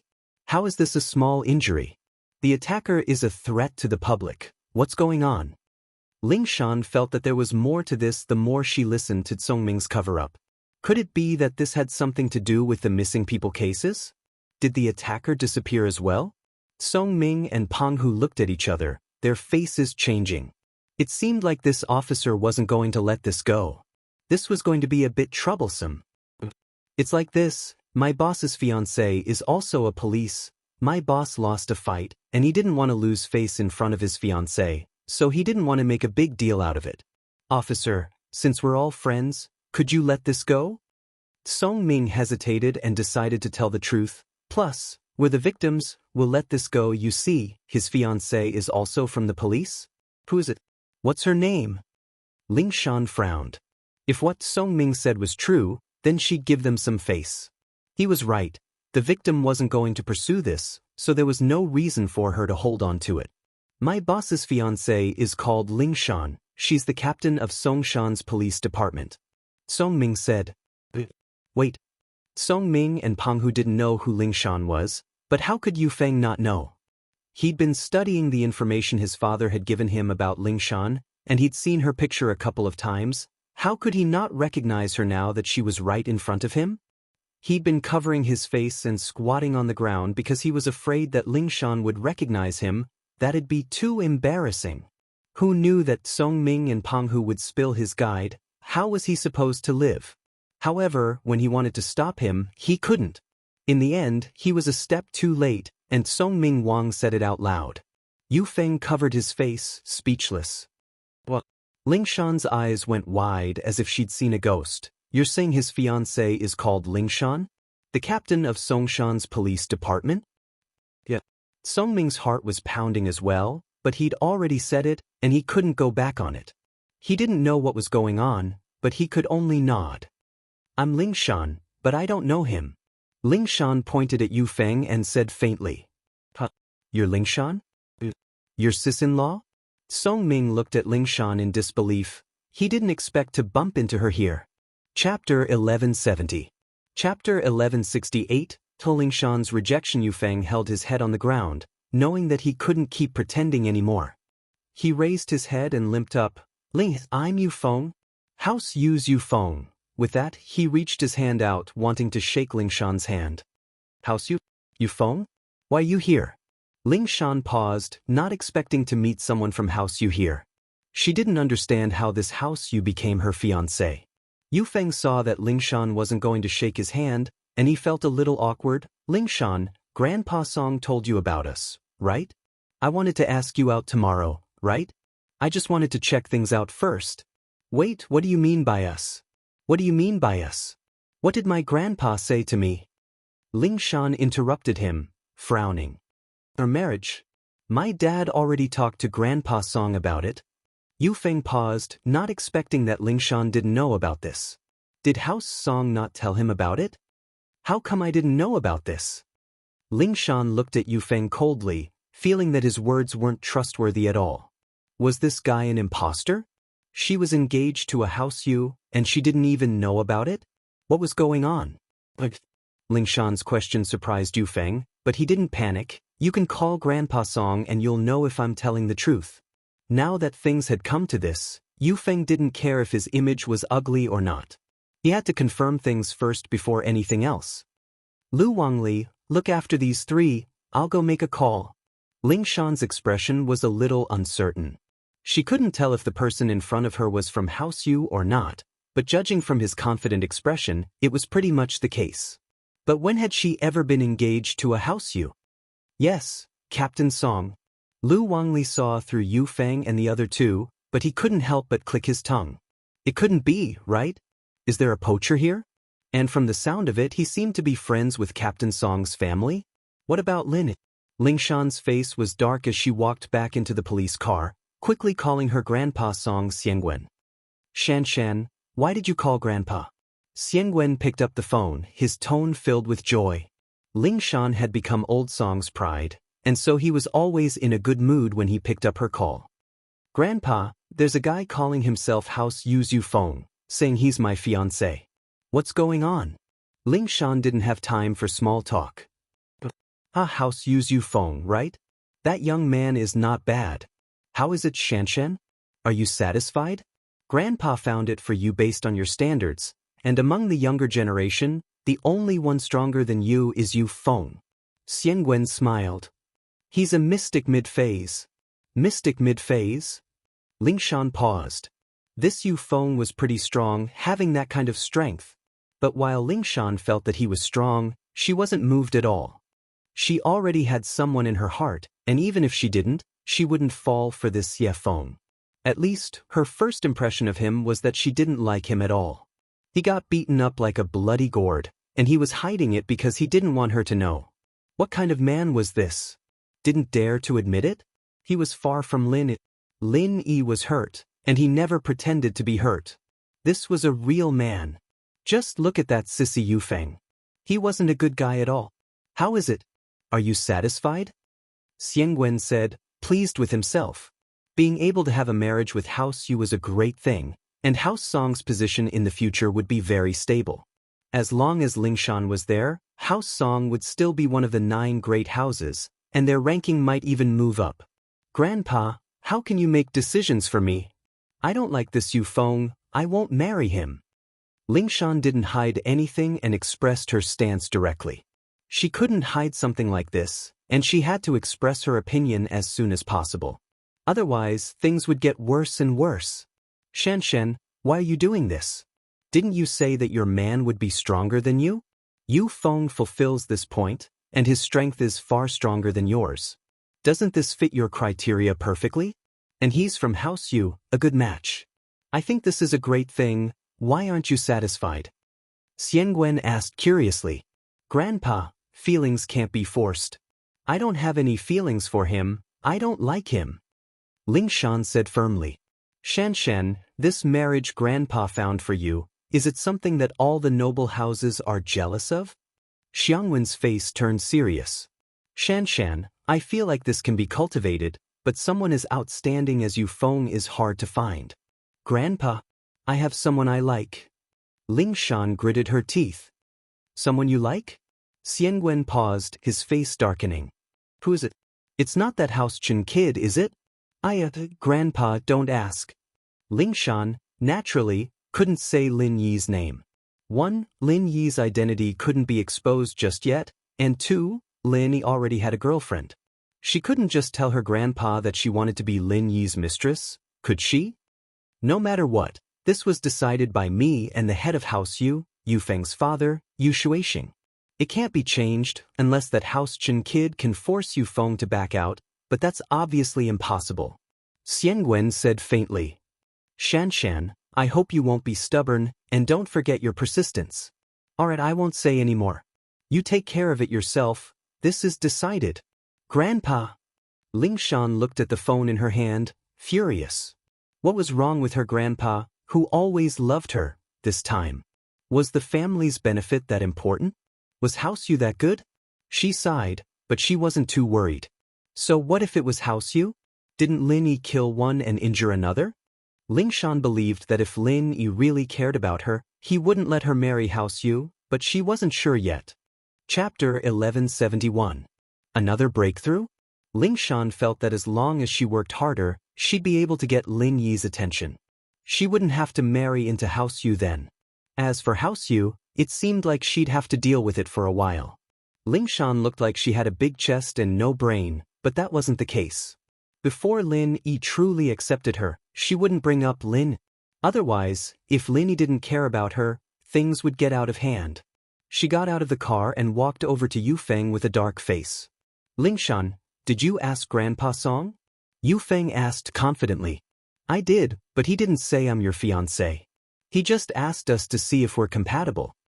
Lingshan said faintly. It wasn't that she was trying to trick Yu Feng, but this was how noble houses usually got engaged. They'd see if they were compatible first, and as long as there weren't any big conflicts, they'd get engaged. Of course, if there really was a huge conflict and they couldn't mediate, they could still cancel the engagement. But that wouldn't look good for the two houses' reputation. So, seeing if they were compatible was just a break-in period. Everyone knew that this was pretty much set in stone. Naturally, but they're pretty much the same. Yu Feng said with a smile. He realized that Lingshan was even better looking in person, more attractive. Big breasts, a nice body, a stunning face, and a uniform. Yu Feng thought to himself that he'd hit the jackpot. Marrying such a wife would also be pleasing to the eyes.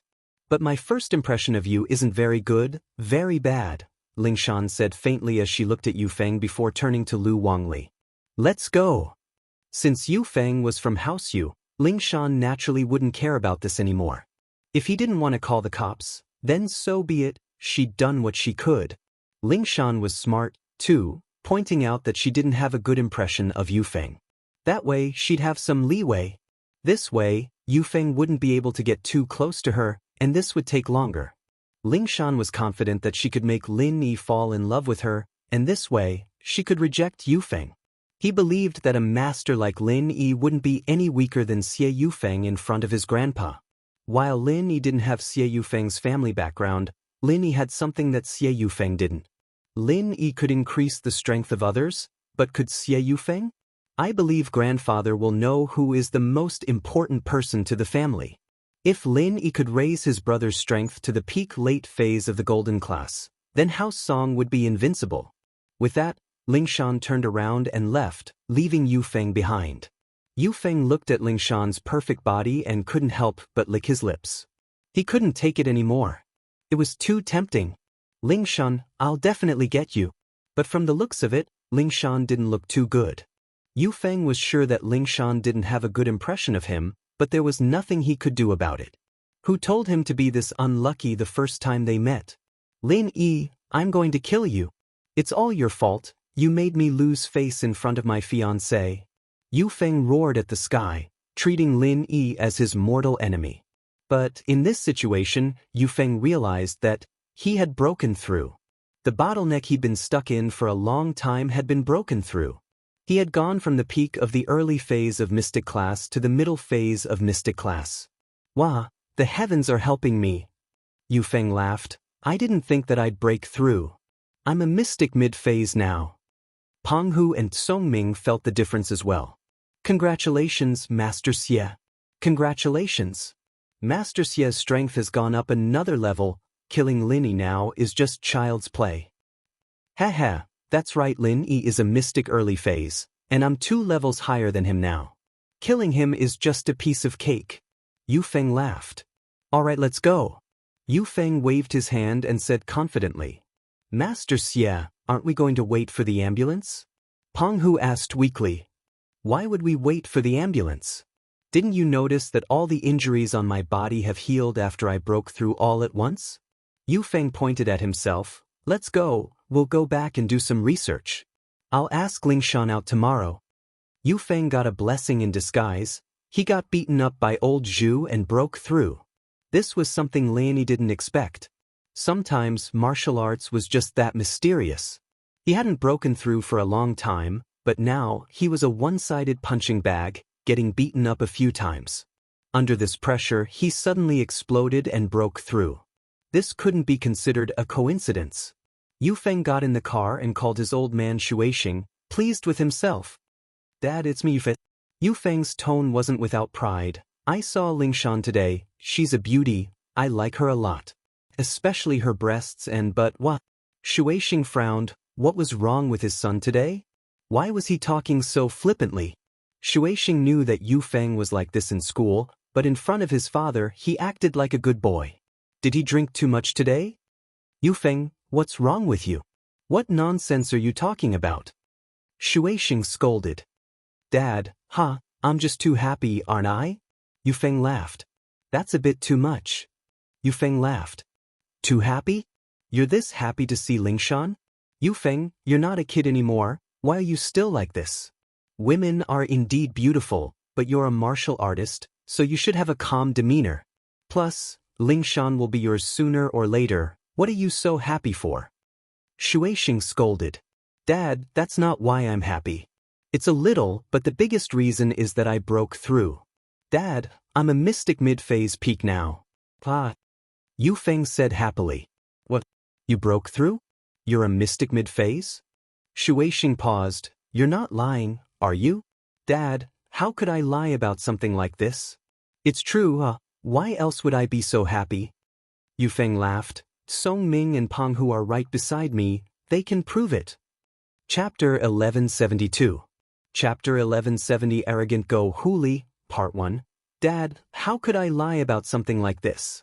It's true, huh? Why else would I be so happy? Yu Feng laughed. Song Ming and Peng, who are right beside me, they can prove it. God bless our house, Yu. That's great news. You're so young and you're already a mystic mid-phase. You're a genius even in the hidden houses. Shueisheng sighed. Haha, it's all right. Yu Feng said proudly. Here, I'll contact the hidden house, Yu.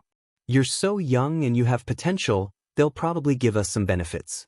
If they give you a pill or two, you'll be able to become an Earth class and join a hidden house. It wouldn't be hard at all. At that time, our house you would be able to achieve glory. Shueisheng said excitedly. You're such a young Earth class, you'll definitely be a reserve for the Sky class.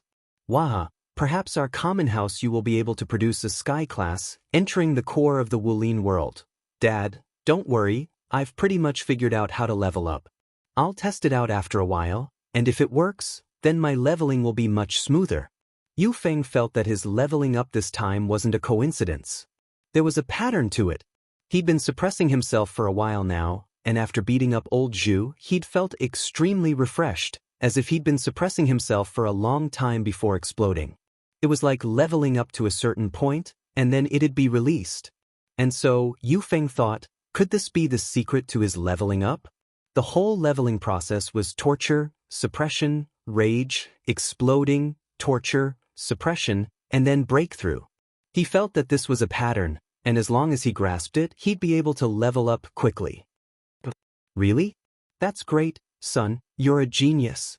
Shueisheng was so excited that he didn't know what to do. His son was a genius, understanding the rules of leveling up. He was a genius. Ah, of course. Yu Feng said proudly, all right, I'll talk to you later. I need to think about how to get Lingshan. If I can push her down, my strength will increase even more. And then you have to work harder. Shueisheng added. He was overjoyed that his son had leveled up. Naturally, he wouldn't think that his son's thoughts were dirty or inappropriate. In the aristocratic families, everything was based on strength. If one was strong, then no matter what kind of character that person was, everyone would respectfully call him an expert. This was the reality. Go Huli was acting up again these few days, driving her Ferrari with Yanjing license plate and running amok in the neighborhood. Even the security couldn't do anything to her. The neighborhood was full of complaints, but there was nothing they could do. The Xiao family was like the sun in the sky right now, and noble houses weren't bound by the rules of the common world. As long as they didn't go too far, the local police wouldn't interfere. Plus, Go Huli didn't cause too much trouble.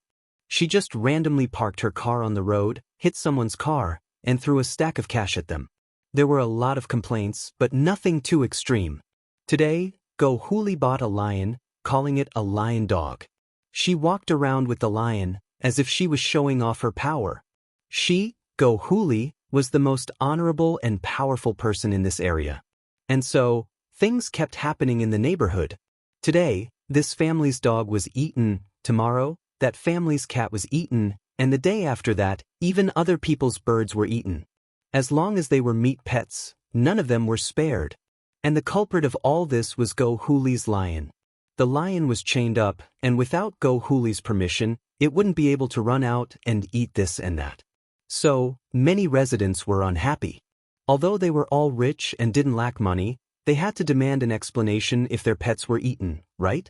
Plus, most of the cats and dogs had been raised for many years, and they had feelings for them. So, these people collectively went to the property management company to report the situation, and wanted the security to denounce Go Huli and ask her to hand over the lion. The security guard was in a difficult position. The Xiao family was like the sun in the sky recently, and many important people came looking for the Xiao family. When they registered at the security booth, the security guard naturally knew, so they didn't dare to denounce the Xiao family. But the residents were making a lot of noise, and the property management had no choice but to send the security captain and the victims to Go Huli. At this moment, Go Huli was sitting with her legs crossed, playing with her lion. Of course, Go Huli was afraid of lions as well. She wasn't a practitioner, so she wasn't afraid of lions, but she sprayed some kind of medicine on her body so that the lion wouldn't bite her. And Go Huli was someone who liked to show off, so she made a lion to show off. Hearing the doorbell, Go Huli walked out and opened the door. She frowned as soon as she saw the security captain and a large group of residents. She knew why they were here. What are you guys doing here? What's wrong? Go Huli shook her wrist, and the lion ran over, opening its bloody mouth at the security captain. Roar, what? The security captain jumped and subconsciously took a few steps back, wiping the sweat off his forehead. He was very afraid of this lion. His face turned ugly. Ms. Go? Look, can you tell it to back off a little? What? Aren't you the security captain? You're afraid of dogs? Who do you think you're going to protect? Do you still want the property management fees next year? Go Huli was very arrogant. But Ms. Go, this is a lion, not a dog. The security captain said carefully to Go Huli. Who said it's not a dog? It's a dog, a lion dog. Are you blind? Go Huli rolled her eyes. Chapter 1173. Chapter 1171. Arrogant Go Huli, what? You're here to demand justice for them? So you're here for the will of heaven? Go Huli smiled coldly. So what if my Pekingese ate it? I'll pay them however much it costs. I don't lack money. Tell me how much. Madam Go, you see, the people who live in the villa area don't lack money. Don't you think it's inappropriate for you to do this? Besides, your Pekingese is very dangerous. What if it bites a child? The captain of the security team asked carefully. Bites? It hasn't bitten yet, has it? Aren't you worrying for nothing? Why aren't you worried about the sky falling down? Go Huli rolled her eyes and scolded angrily, Get lost. Go to the side and don't cause trouble here. Tell me how much you want, I'm busy. Isn't this too overbearing? Yeah, this woman doesn't listen to reason. It's like she's bullying people. The owners who came to demand justice couldn't stand it anymore. They all started scolding Go Huli. But Go Huli sneered in disdain, glaring at the troublemakers. What? You don't like it? I'm overbearing, I'm unreasonable, I'm a bully. Xiao family is just that overbearing, what do you want? That. The crowd was annoyed by Go Huli's arrogant words. Wasn't she being too unreasonable? How could she be like this? But Go Huli's words reminded them that Xiao family was the wife of the Xiao family's head. Not many people knew about the Xiao family before. It could be said that the Xiao family moved into this neighborhood, and no one noticed. But these days, it was different. These people were all in the business world. Even if they weren't, they had their own connections and knew about the Xiao family. During this period, the Xiao family's name could be said to be resounding in the business world. Moreover, everyone also vaguely knew the identity of the Xiao family. They were one of the aristocratic families, a giant existence. After hearing all kinds of legends about how powerful the aristocratic families were, these people also retreated a little. However, after all, they had only heard of it and had never experienced it for themselves. Their pets couldn't die in vain, right? Therefore, these people decided to wait and see first. Go Huli saw that these people didn't leave and was furious. She pointed at the lion in her hand. Lion dog, go chase them away. Let's see who dares to make noise in front of my door. Roar. The lion ran 2 steps towards the door and roared at the guards at the door.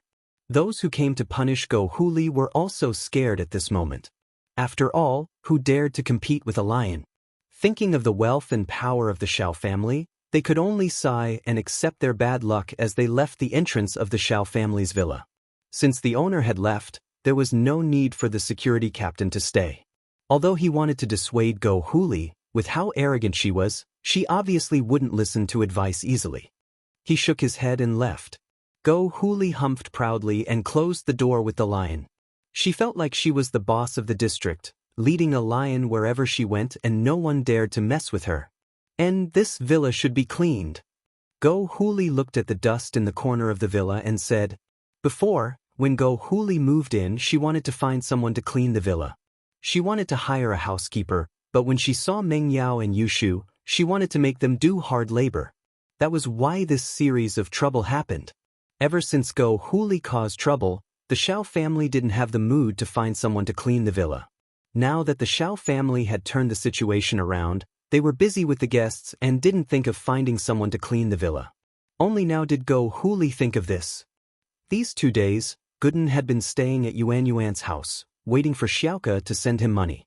Even if she didn't send him money, she should at least send him the address. But Xiaoka was nowhere to be seen. These 2 days, Gooden would go to the train station after work, but there was still no sign of Xiaoka. At the same time, Gooden realized that he had been tricked. This liar, she was pissing him off. Gooden thought that he would teach her a lesson the next time he saw her. But now, as anxious as he was, there was nothing he could do. He didn't know Lin Yi's address, and he didn't know Lin Yi's phone number. He wanted to call back to the village, but he didn't know Widow Wang's number, and he didn't know old Lin's number. This was a black mark for a youth who had never left the village. He didn't need to remember phone numbers before, and he could find people by shouting. With a megaphone, who wouldn't be able to find someone? But now, no matter how megaphone he used, he couldn't let everyone in the city hear him. Songshan was too big. And so, Gooden could only work for Yuren's shop. Luckily, Yuren's family took good care of him, especially Yuan Yuan. Gooden didn't want to leave. Although they got the money from Scorpion, Yuren's family didn't give up on their work. They were hard-working people, and this money was used to buy a house and expand the shop. It was like trying to put out a fire with a cup of water. And so, Yuan Yuan continued to work at the burger shop, and Yuren continued to run the shop. Mrs. Yu continued to work as a housekeeper, and Gooden continued to help out at the shop. Mrs. Yu was very happy today. The housekeeping company gave her a big job, cleaning a villa. If she did this job well, she'd get a few thousand. Naturally, she was very happy. And so, she happily went to get the tools and went to the villa according to the housekeeping company's address. Before going to work, Mrs. Yu even called Yuan Yuan and Yuren. The father and daughter were very happy when they heard about it. Yuren, the stingy man, even bought some ribs from the market to give his wife a treat, telling Yuan Yuan to cook it for Mrs. Yu, as well as to improve Gooden's diet. These days, with Gooden's deliveries, Yuren's shop's business went from a few hundred a day to 3,000 a day. The key was that no matter what people bought, Gooden would deliver it to their door. Toilet, basin, sand, cement, as long as you bought it, it didn't matter how many floors you lived in, even if the elevator broke down, Gooden would deliver it to your doorstep. And he didn't even need to pay. Chapter 1174. Something happened. Yuren, on the other hand, used the money Scorpion gave him to buy large quantities of plumbing and fittings, and the business was getting better and better. And so, the more Yuren looked at Gooden, the more he liked him. This guy was his lucky star. If he became his son-in-law, it'd be a great thing. When the time came, he and Gooden would make the shop big, and with a door god like Gooden there, all the gangsters would be nothing. No matter how many there were, they'd be no match for him. Their days would be great. Yuan Yuan, are the ribs ready? Let Gooden eat some first. He's been doing heavy work the whole day. It's quite tiring. Yuren said. Okay. Yuan Yuan replied obediently and went to get a rib for Gooden. Zhou Jiaming here? Yuren called him Gooden, but naturally, Yuan Yuan wouldn't call him that. She only called him by his name. Thanks. Gooden happily took the rib and started eating. It's delicious. Eat slowly. Yuan Yuan rolled her eyes. After a few days together, Yuan Yuan had Gooden's shadow in her heart. Beauties loved heroes, and that was what Yuan Yuan was feeling right now. Gooden looked at Yuan Yuan's shy face and couldn't help but be stunned. Yuan Yuan wasn't that type of beauty, but in his eyes, she was prettier than a goddess. Ring. A hurried ringtone of the phone broke the ambiguous atmosphere between the two of them. Yuan Yuan quickly walked over and picked up the phone. Hello? What? You're the housekeeping manager? My mom got bitten by a dog? She's in Songshan's first hospital right now? Okay, we'll go there immediately. After hanging up, Yuan Yuan panicked. Dad, it's bad. Manager Zhang from my mom's company just called, saying that my mom got bitten by a dog, and she's being treated at Songshan's first hospital right now. What? Yuren froze as well. She was fine this morning. Why was she bitten by a dog at night? Yuren didn't dare slow down and brought Yuan Yuan and Gooden to a taxi, rushing to Songshan's first hospital. In the hospital room, Yuren finally saw his wife. Mom, what's wrong with you? Yuan Yuan ran over excitedly to her mother's bedside and held her mother's hand. Yuan Yuan. Yuanyuan's mother looked at Yuanyuan with a painful and weak smile on her face. Manager Zhang, what's going on? What was going on? What happened to my wife? How come you got bitten by a dog? Yuren saw the manager and asked. Manager Zhang sighed. Your wife went to a rich family to clean up today, but somehow, she provoked the Pekingese. As a result, the Pekingese bit your wife. Now, her leg is bitten off. If it weren't for the timely rescue, one of her legs would have been crippled. That's serious? Yuren was shocked, his eyes wide open. What did they say? Was there no explanation for their dog biting someone? Besides, what kind of dog could bite off a person's leg? It's said to be a Pekingese, but it's actually a big lion. Manager Zhang said helplessly. The doctor said that this wasn't a dog bite at all. What? Raising a lion? Isn't that too immoral? Where's the person? Where is he? It was up to them to explain themselves. What did this mean? Aren't they trying to harm someone?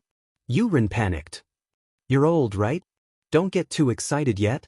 They're rich and powerful, and the mistress is being unreasonable. I went to talk to them, and I almost got bitten by the lion. And I've confirmed that the dog they're raising is indeed a lion. Manager Zhang smiled bitterly. They're being unreasonable, throwing me 50,000 and telling me to leave. Yuren flinched, remembering what happened with Fighterly. Yeah, he was one of the people who lived at the bottom of society without any power. How could he afford to offend someone like that? The person was living in a villa, obviously not a normal person, and raising a lion. How could he afford to offend someone like that? Old you, 50,000. The company doesn't want a single cent, it's all in the hospital, and our company's CEO called me just now, saying that they're from the Xiao family, and we can't afford to offend them. I think we should just let this go, and the company will compensate you. Don't go looking for trouble, or you'll drag the company down with you. Manager Zhang sighed. We're in the middle, it's hard for us to do anything. Yuren heard what Manager Zhang said, and naturally, there was nothing he could do. Even Manager Zhang's leader couldn't do anything, and he was afraid of their power. What else could he do? Then my wife's leg, will it be healed? Yuren looked at his wife in pain. The doctor said that it'll be fine, but it'll be a little limp. Manager Zhang didn't hide anything, but it won't affect your movements, and the company will compensate you with a sum of money, enough for you to live on. The company's intention is to let this go. Don't make a big deal out of it. Can money solve the problem? What's wrong with a lion? I'll get an explanation from that woman. I'll kill that lion with one punch. Gooden panicked upon hearing the manager's words. What kind of world was this? Why were these people so afraid of a lion and an evil woman? What was the big deal? If he couldn't do it, he'd go kill them. Zhou Jiaming, don't be rash. Yuanyuan jumped and quickly pulled Gooden back, stopping him from acting rashly. This matter was obviously different from the previous underground boxing. The people in the underground boxing died because it was originally illegal. They didn't dare to say anything even if they died.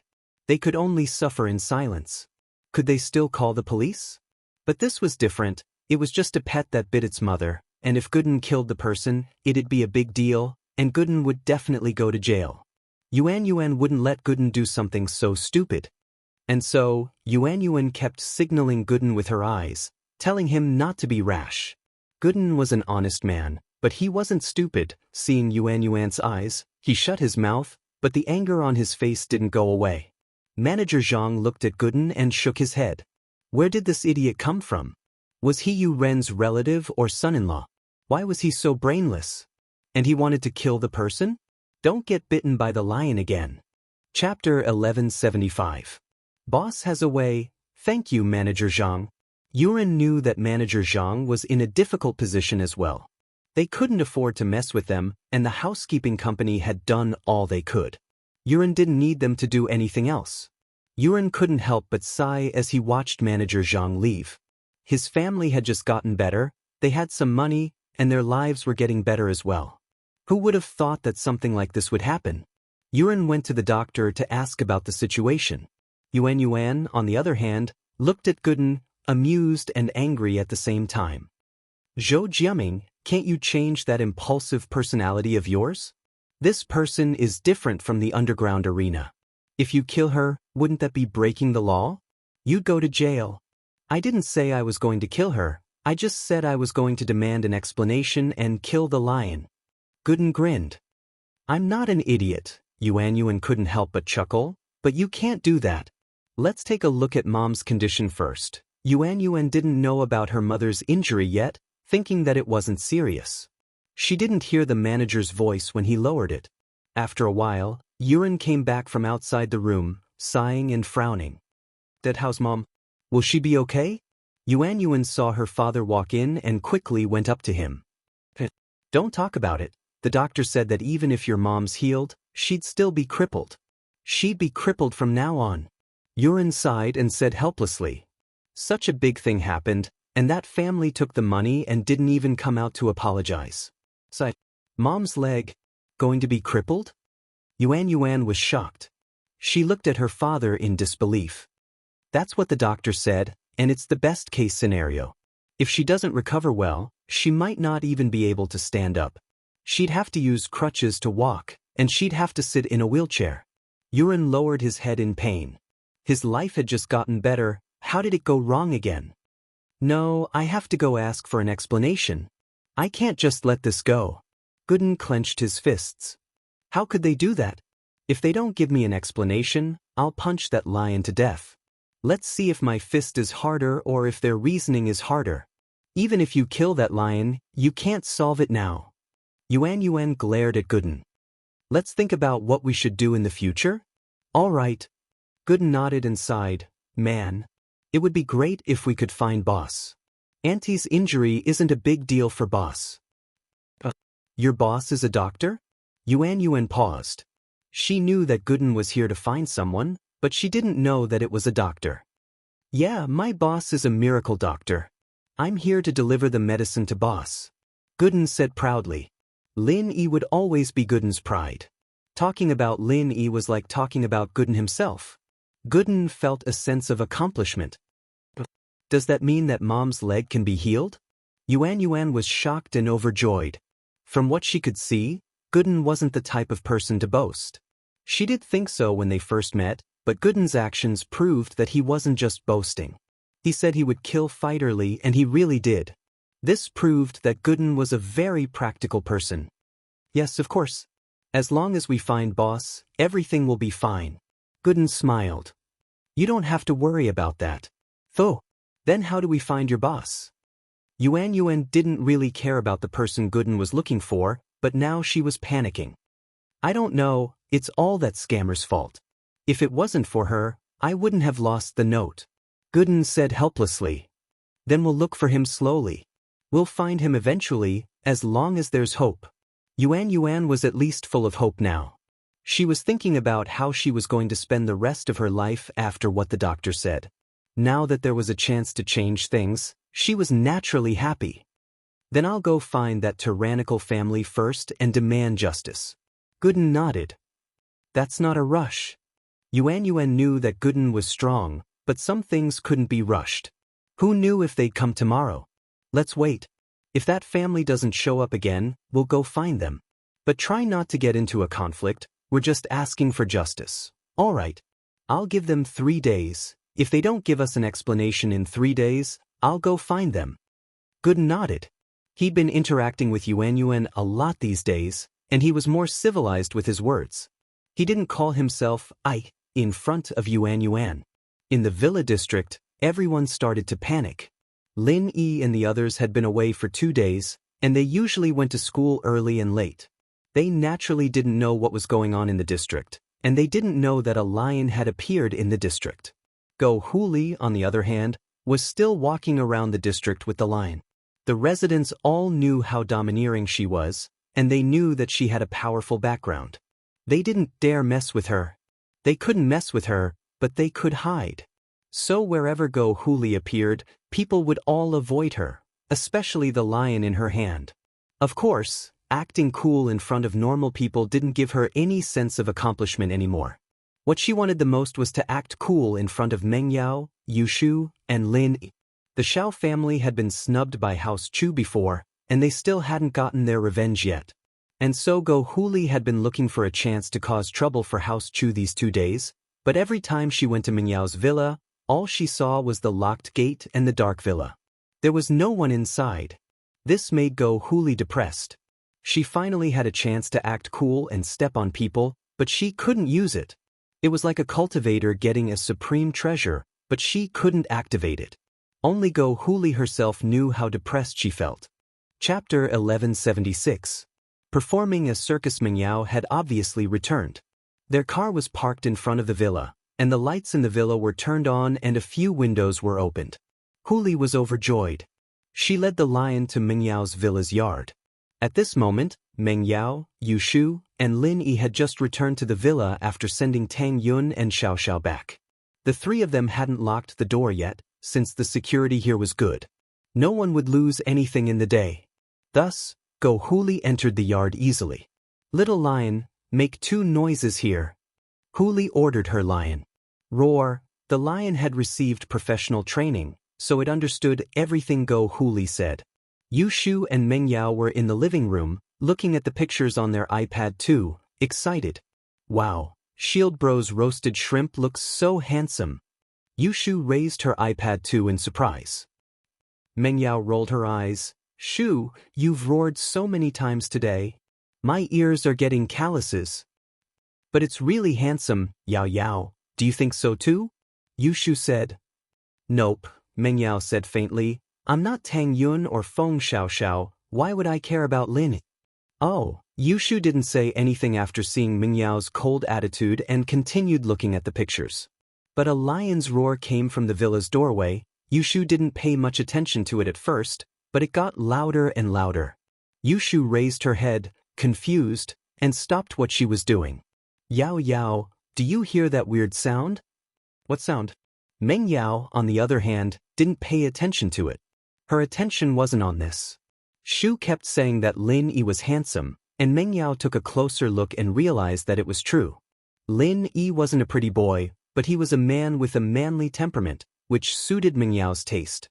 She didn't like guys with too many styles, but a guy with too much brawn and no brains wasn't good either. In short, Mingyao's criteria for a partner were very complicated, but Lin Yi just happened to meet all of them. Hence, Mengyao was in a dilemma. She hadn't recovered from the shock yet, so naturally, she didn't hear any strange noises coming from the villa's yard. It's that kind of roar. Yushu mimicked a lion's roar. Mengyao paused. What's that? That's it, Yao Yao, listen carefully. Yushu pointed at the direction outside the villa. There seems to be a strange sound? Mengyao listened attentively. There was indeed the sound that Yushu mimicked, and it was quite similar to Yushu's. Wait for me, Yao Yao, I'll go take a look. With that, Yushu called out to Lin Yi's room.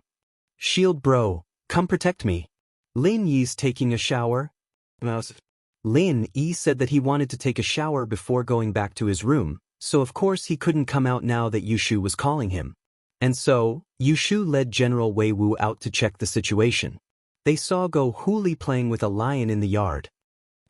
What are you doing, you old woman? Yushu's eyes widened as she looked at Go Huli in disbelief. Are you putting on a circus here? What? You little bastard. Go Huli froze. She didn't think that her lion would be treated as a circus clown by Yushu. She raged, who is this old woman scolding? After saying that, Go Huli looked at Yushu proudly. This was Yang Guo's trump card in Jin Yang's novels. She didn't think that Go Huli would be able to use it so easily. After saying that, she waited for Yushu to fall into her trap. This old woman is standing in front of me, scolding me. Yushu continued innocently. You old woman, you're the little bastard, you're the old bastard. Wah! Go Huli was furious after hearing Yushu's words. This girl didn't respond to her like she expected, and instead, she scolded her back. If she called her a little bastard again, wouldn't that mean that she was admitting that she was an old woman? With that thought, Go Huli humphed coldly. You have a sharp tongue, I won't talk to you anymore. Little lion, teach this girl a lesson. A woo! The lion in Go Huli's hand roared at Yushu. Lion? Yushu blinked, not scared at all. She looked at the lion in Go Huli's hand curiously. Is this really a lion? So what if it is? What, are you scared now? Go Huli said proudly. She didn't mind admitting that it was a lion in front of Yushu. It's fun, thank you. Old woman, you gave me such a fun pet, Yushu said happily. I need a master guard at home, I'll take it. Girl, are you crazy? I'm here to teach you a lesson. You think I'm giving you a lion? Is there something wrong with your IQ? Go Huli shouted angrily. Lion, go. Eat this girl's dog first. Go Huli didn't dare to let the lion eat Yushu in front of everyone. After all, she knew that Yushu was a member of the Chen family. Xiao family might be arrogant now, but they couldn't go too far in public. But eating her pet dog was no problem at all. As for secretly, Go Huli would be happy if she could bite Yushu to death. Roar. The lion roared at Wei Wu and walked towards him step by step. Why are you so talkative, old woman? General Wei Wu, tame this lion for me, I need a guard. Yushu ordered. General Wei Wu responded and walked towards the lion without fear. The lion didn't care when General Wei Wu was lying there, but now, the dangerous aura that General Wei Wu emitted made the lion's hair stand on end. The sixth sense of an animal was the most sensitive. They could tell what was dangerous and what wasn't.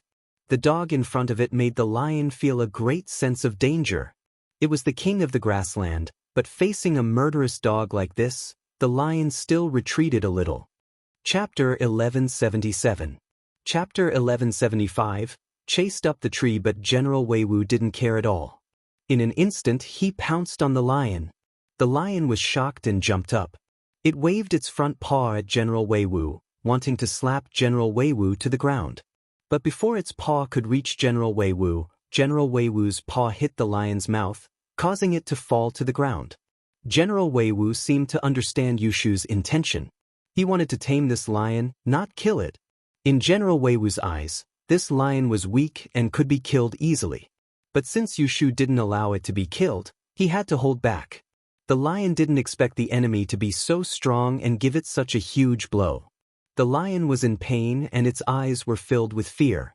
When it saw General Wei Wu pouncing on it again, the lion quickly turned around and ran to the side. Go Huli's eyes widened. What happened to her lion? Why didn't it eat General Wei Wu? Why did it run away as if it saw something scary? Little lion, come back. What are you doing? Hurry up and eat this dog for me. Go Huli panicked. She came here to use the lion to teach Yushu and the others a lesson. She didn't think that the lion would run away before she could teach them a lesson. However, the obedient lion didn't care about Go Huli's words at all. It just kept running forward. But how could it be as fast as General Wei Wu? In desperation, the lion saw a tree in the courtyard of the villa. So the lion gritted its teeth and jumped onto the tree. A lion can climb a tree? That's amazing. Old woman, this lion of yours has been specially trained for the circus. Yushu said in amazement. Go Huli's face reddened. Yushu's words were clear.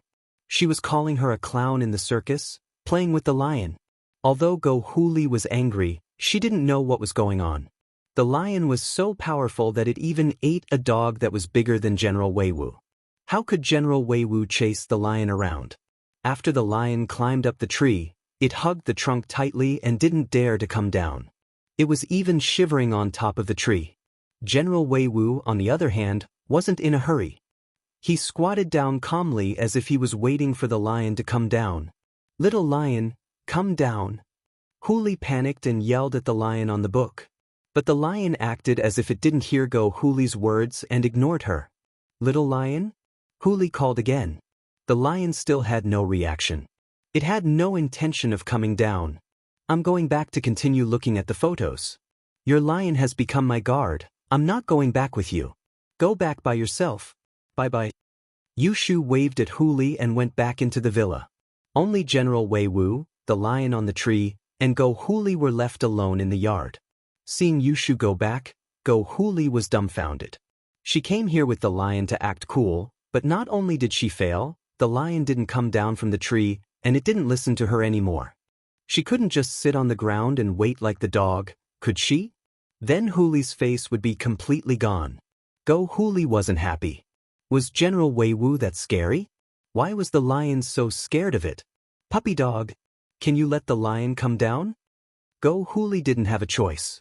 She lowered her voice and discussed with General Weiwu. She didn't want to embarrass herself, so she kept her voice low. Woof woof. General Weiwu barked at Go Huli. Go Huli jumped in fright and subconsciously took 2 steps back. Obviously, Go Huli underestimated General Weiwu's intellect. She treated General Weiwu as a normal dog. Puppy dog, we both have the same surname, why are you so unfriendly to me?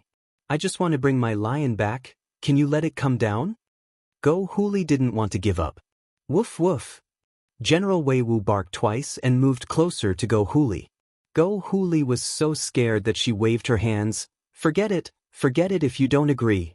I'll leave first. Go Huli was depressed. She didn't want to leave like this, but she wasn't a dog's opponent. What if the dog got angry and bit her? She could only go home and think of another way. If she really couldn't, she could contact the masters from House Pai. That would be easy. But when Go Huli told Xiaoji her idea, Xiaoji scolded her, isn't it just a lion? If you don't come back, then don't. Our Xiao family may have a master with a wallet, and to outsiders, our Xiao family may look like they're invincible, but don't you know what's going on? These 2 masters from House Pai are here to supervise Xiao family's business. If there were business enemies, they'd help us take care of them, but you want them to help you beat up a dog? Only you can think of that. They're masters among masters, why would they help you beat up a dog? But this isn't about the lion, it's about face. Last time, our Xiao family was humiliated by Meng Yao. If we don't get back at her now, people will think that we're afraid of House Chu. Go Huli said unwillingly. It's not a question of whether or not I'm afraid.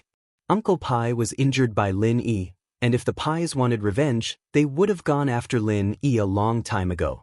Would it be your turn? Xiao Ji humphed coldly. House Pai hasn't gone to Lin Yi yet, which means that they won't. Let's just forget about it for now. Don't expose our Xiao family's trump card. If people see that we can't control House Pai, that'll be bad. I see. Go Huli lowered her head, feeling wronged. Oh big brother, you can't say that. House Pai didn't go to Lin Yi for revenge because Uncle Pai's injury was caused by sister-in-law. That's why House Pai didn't go to Lin Yi. After all, they don't have a legitimate reason to do so. Xiao Ben waved his hand and analyzed, but I believe that House Pai will be in a hurry to get revenge. If there's any conflict of interest with Lin Yi, I don't think they would mind making a move.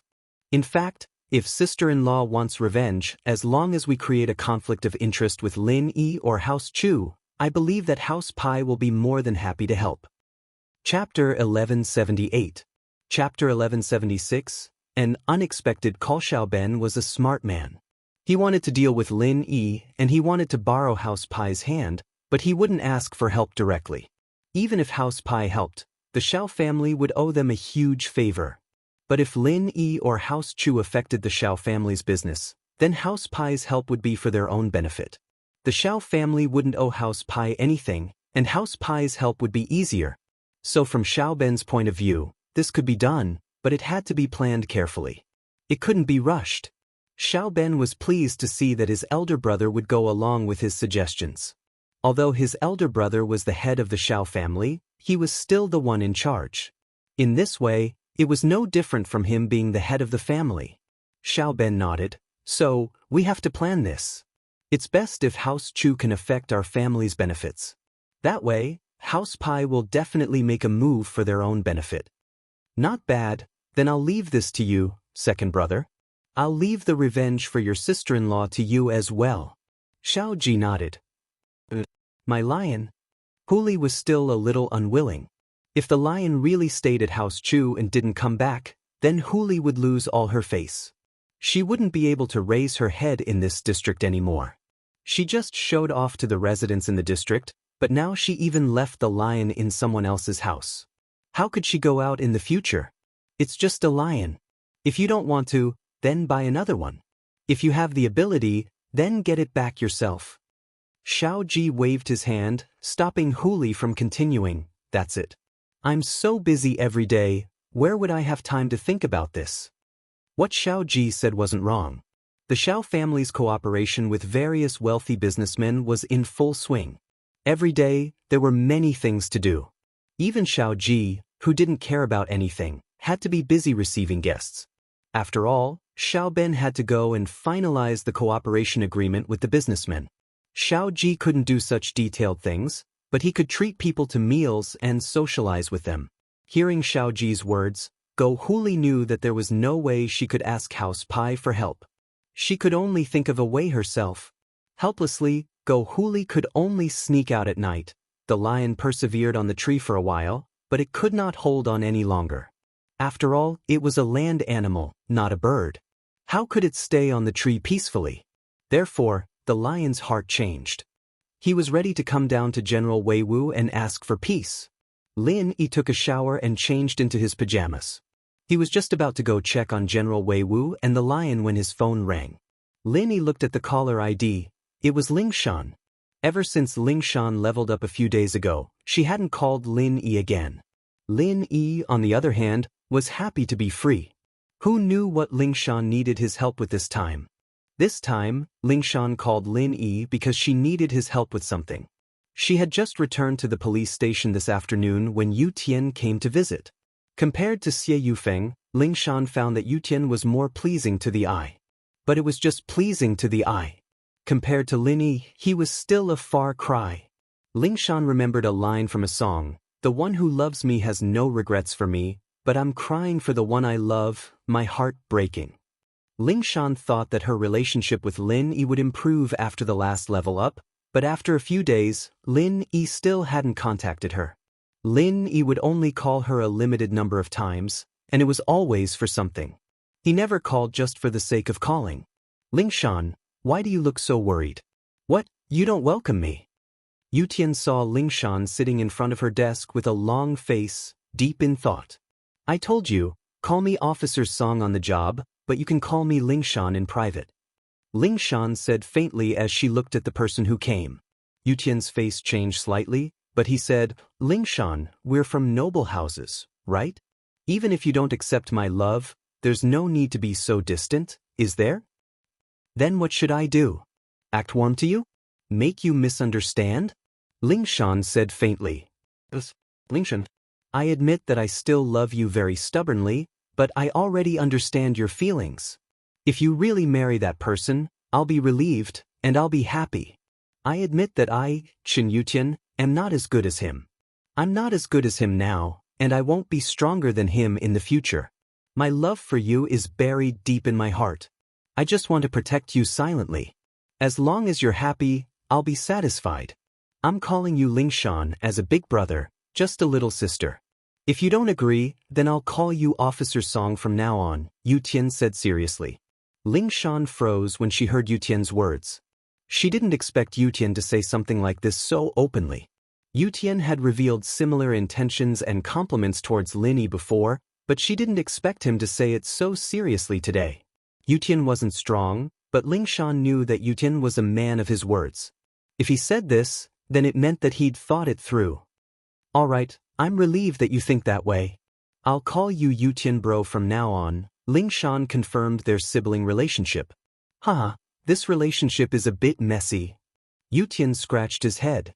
Lin Yi was his instructor, and even if he wasn't his master, he was still his boss. If Ling Shan really followed Lin Yi, then she'd be his sister-in-law. But this could only be discussed in the future. What messy relationship? Ling Shan paused before remembering something. "Yu Tian bro, what's your relationship with Lin Yi?" "That? You should ask him yourself, I can't tell you." Yu Tian didn't want to say anything behind Lin Yi's back. If Lin Yi was here and didn't object, then it wouldn't be a problem, but not now. Chapter 1179. Level up? Of course there is. The grave robbing case from last time has come to a conclusion. I have reported the matter to my superior. My superior wants us to disguise ourselves as a couple and enter the tomb with the grave robbing group codenamed Red Pagoda. Chen Yutian said, "On one hand, we need to collect evidence of these grave robbers and capture them all. On the other hand, we need to record how they open the tomb. This tomb is dangerous, and if we can gather all this information, it'll be easier for our experts to investigate the tomb in the future. This is very valuable."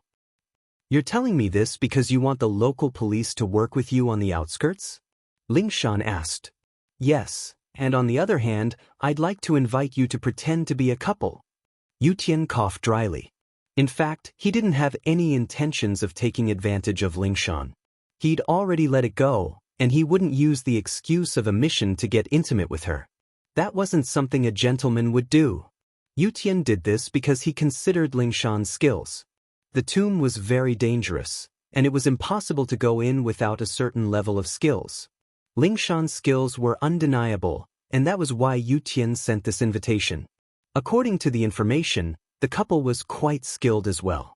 Even if they weren't golden class, they had speed and agility similar to a golden class. Me? With you?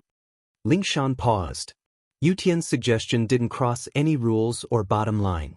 After all, her profession was special, and it was normal for her to pretend to be a couple with someone else. But the problem was that she didn't really want to do it with Yutian. Yes, the tomb is very dangerous, and the tomb robbers aren't weak. If our people aren't strong enough, we might die in there. Yutian said solemnly. Lingshan, I'm doing this for the big picture. I have no selfish motives. Although, I'd be very happy if we pretend to be a couple. It's not real, but at least we had. It could be said that Yutian was very honest, and he didn't hide anything. This made Lingshan admire Yutian. This personality suited Lingshan's taste quite well. But even so, Lingshan wouldn't fall for Yutian. There were two reasons. One was that Yutian wasn't strong enough, and the other was that Lingshan already had someone else in her heart. Lingshan didn't think anyone was as strong as Lin Yi right now. Lin Yi was a little domineering, but Lin Yi really did have some skills. Not only was he brave and resourceful, but he also had medical skills. More importantly, he could level up others. More importantly, although this man was a bit of a playboy, he was not that kind of promiscuous. She had failed to seduce Lin Yi several times, so she should be able to see that Lin Yi was a person who controlled his lower body with emotions and his upper body, not his lower body controlling his upper body. And so the more she thought about it, the more she liked Lin Yi. Lin Yi was an all-rounder, and he could even help her solve cases. This matter, if we cooperate with you, what benefits will there be? Lingshan was representing the local police to cooperate with Yutian, so she had to get something in return. At the very least, she couldn't let Yutian take all the credit. As for the credit, of course, we'll split it 50-50. That's fair, that's all. The stolen goods have to be turned in, and I'm very poor, so I don't have any bonuses. Yutian shrugged with a smile. I need money? Lingshan rolled her eyes. All right, but as you said, the tomb is dangerous, and you're only a golden class early phase. The two of us aren't strong enough, so I'd like to get some help. Help? Lin Yi? Yutian was smart, and naturally he thought of Lin Yi. Lingshan had two reasons for looking for Lin Yi. One was that with Lin Yi, she wouldn't have to pretend to be a couple with him anymore, but with Lin Yi. The second was that with a master like Lin Yi, the mission would be less dangerous. Yeah. Lingshan nodded, blushing. Yutian saw right through her, and she felt a little embarrassed. Sure, as long as Lin Yi can help, I'll be even happier. Yutian said after a sigh. But what he said was the truth. Although he couldn't pretend to be a couple with Lingshan anymore, there were some things that he had to let go of, and he wouldn't regret it once he made up his mind. But fighting side by side with Lin Yi was Yutian's dream, and now that it had come true, he was naturally happy. With Lin Yi as his helper, the difficulty of this mission would be much lower. All right, I'll talk to Lin Yi then. Lingshan nodded. I'll go call Lin Yi. You wait for me outside? Don't worry, I won't eavesdrop. Yutian smiled, but he felt a little sour inside. Lingshan was calling her lover, after all, and naturally she wouldn't say it in front of him. And so, Lingshan went into the resting room and called Lin Yi. What's up? Lin Yi picked up. Miss Dummy misses you, can't I give you a call? Lingshan wasn't too happy with Lin Yi's formal voice. Miss me? Why don't you miss me when you're not busy? Whenever you miss me, I'm busy. Lin Yi smiled bitterly.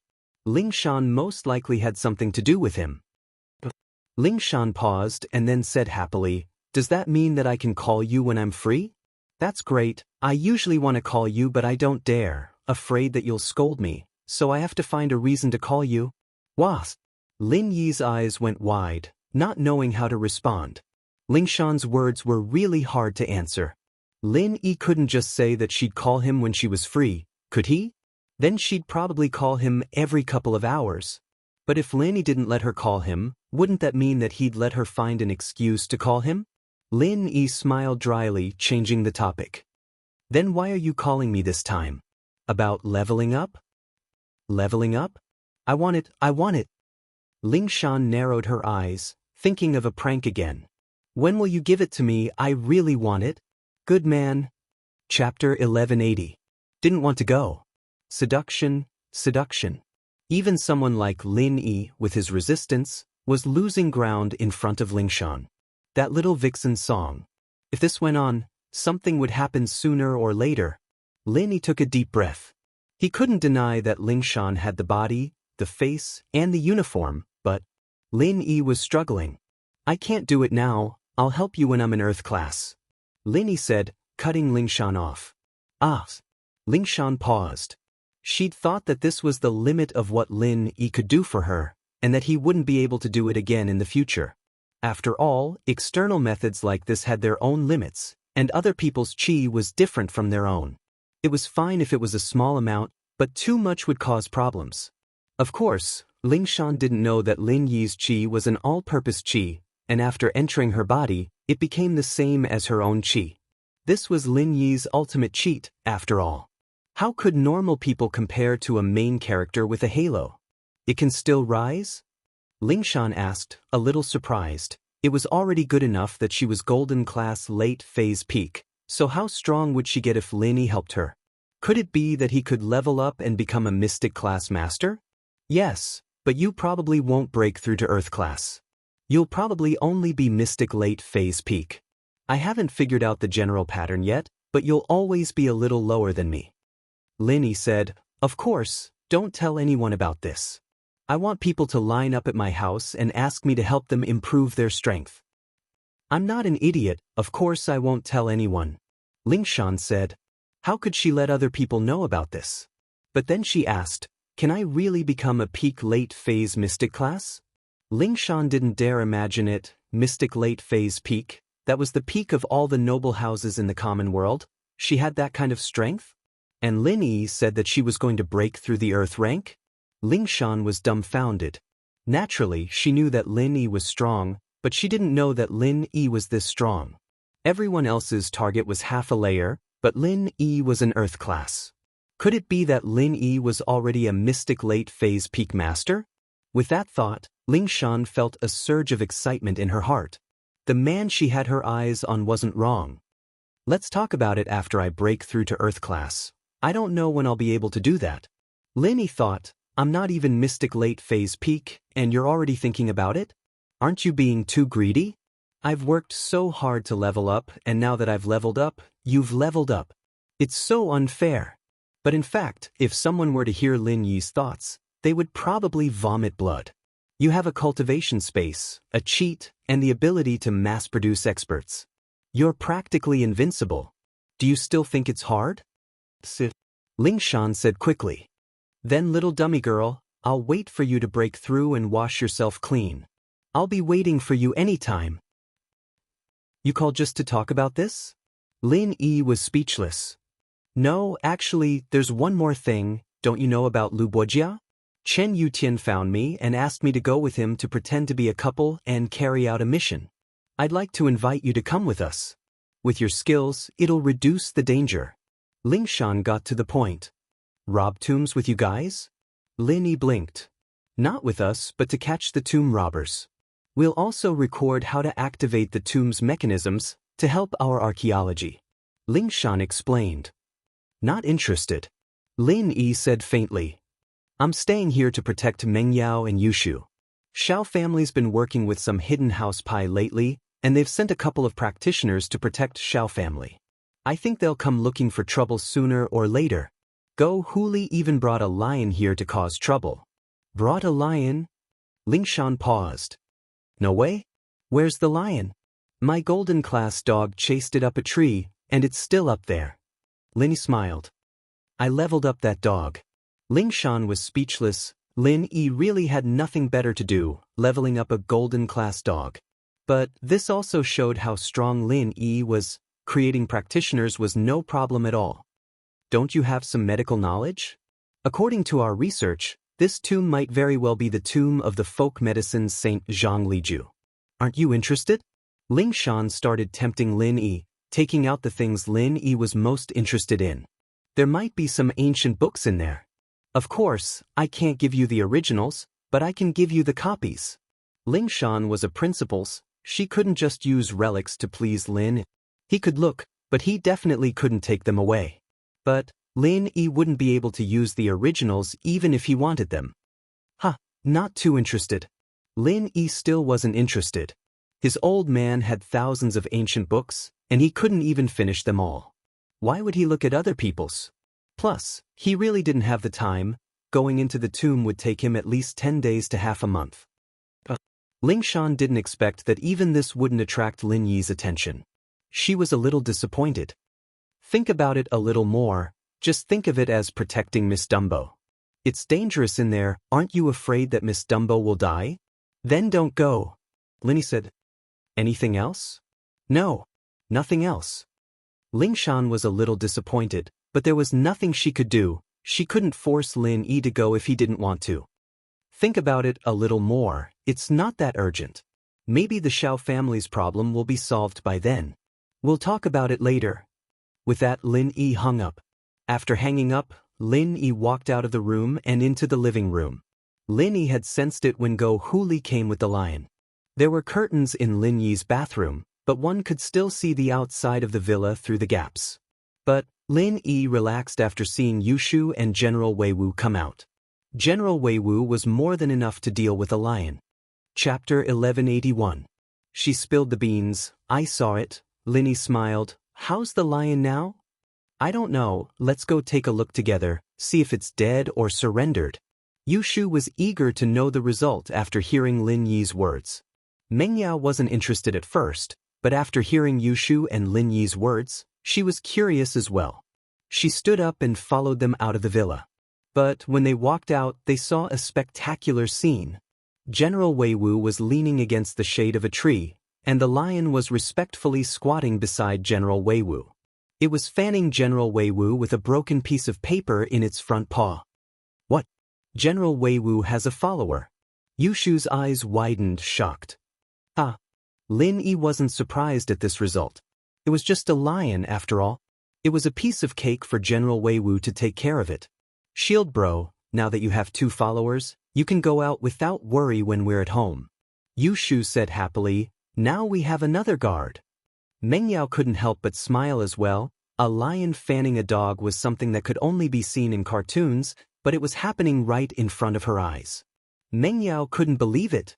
But then again, ever since Lin Yi moved into the villa, too many unbelievable things had happened in the house. This lion is a little weak, and it might not have surrendered wholeheartedly. It's just afraid of General Wei Wu's aura, Lin Yi said faintly as he looked at the lion not far away. Oh. Yushu paused. This lion was faking its submission? Did that mean it wasn't very loyal? Yushu wasn't an idiot, and this was the case in real life. Some people were forced to submit to pressure and power, but in reality, they were waiting for the right opportunity to retaliate. They wouldn't go easy on their enemies, however. Yushu looked at the lion's eyes after hearing Lin Yi's words. Lin Yi's words weren't sincere at all. Yushu felt that Lin Yi's words made sense. She sighed. Then what should we do? Will it be able to faithfully look after our yard? Hee, as long as it isn't as strong as General Wei Wu, it will still guard this place seriously. Lin Yi understood that sometimes, it didn't matter if one was sincere or submissive, as long as one's strength was there, the result would be the same. Oh, then let's keep it for now. Yushu nodded in satisfaction at Lin Yi's words. Hey, lion, you need to protect the yard, okay? Don't let strangers in, or I'll get General Wei Wu to deal with you. Understand? Wu. The lion seemed to be quite intelligent, and seemed to understand Yushu's words. Yu Feng was in a very good mood after breaking through to Mystic Mid-Phase. After thinking about it, he decided to give Ling Shan a call and change his image today. Otherwise, he'd be too weak to let Ling Shan see him beaten up like that. Ling Shan called Lin Yi and got rejected by Lin. She wasn't in a good mood, and came out of the room with a dark expression on her face. How is it? Ling Shan, did Lin Yi agree? Yu Tian asked worriedly, as if he was even more worried than Ling Shan. No. Ling Shan shook her head. I asked him to think about it, but he didn't reply. Man, if Lin Yi joined this mission, we'd have a higher chance. Yu Tian sighed as well. This mission is very dangerous. I don't want anything to go wrong. Me too, of course. Ling Shan said. It looks like I'll have to keep begging him. Ling Shan's phone rang again as they were talking, delighting her. She thought that it was Lin Yi calling back, and that he'd changed his mind. But when Ling Shan took out her phone, it was an unknown number. Hello, I'm Song Ling Shan. Ling Shan picked up the phone and said her name in a formal manner. It's Yu Feng. Yu Feng said excitedly. He thought that Ling Shan's voice was really nice, like the sound of nature. Even a simple sentence like that was so charming. Yu Feng? Why are you looking for me? Ling Shan frowned, her face darkening. She didn't expect this Yu Feng to call her so soon. This guy was really shameless, losing face in front of her today, and he didn't feel embarrassed at all. He still had the face to call her?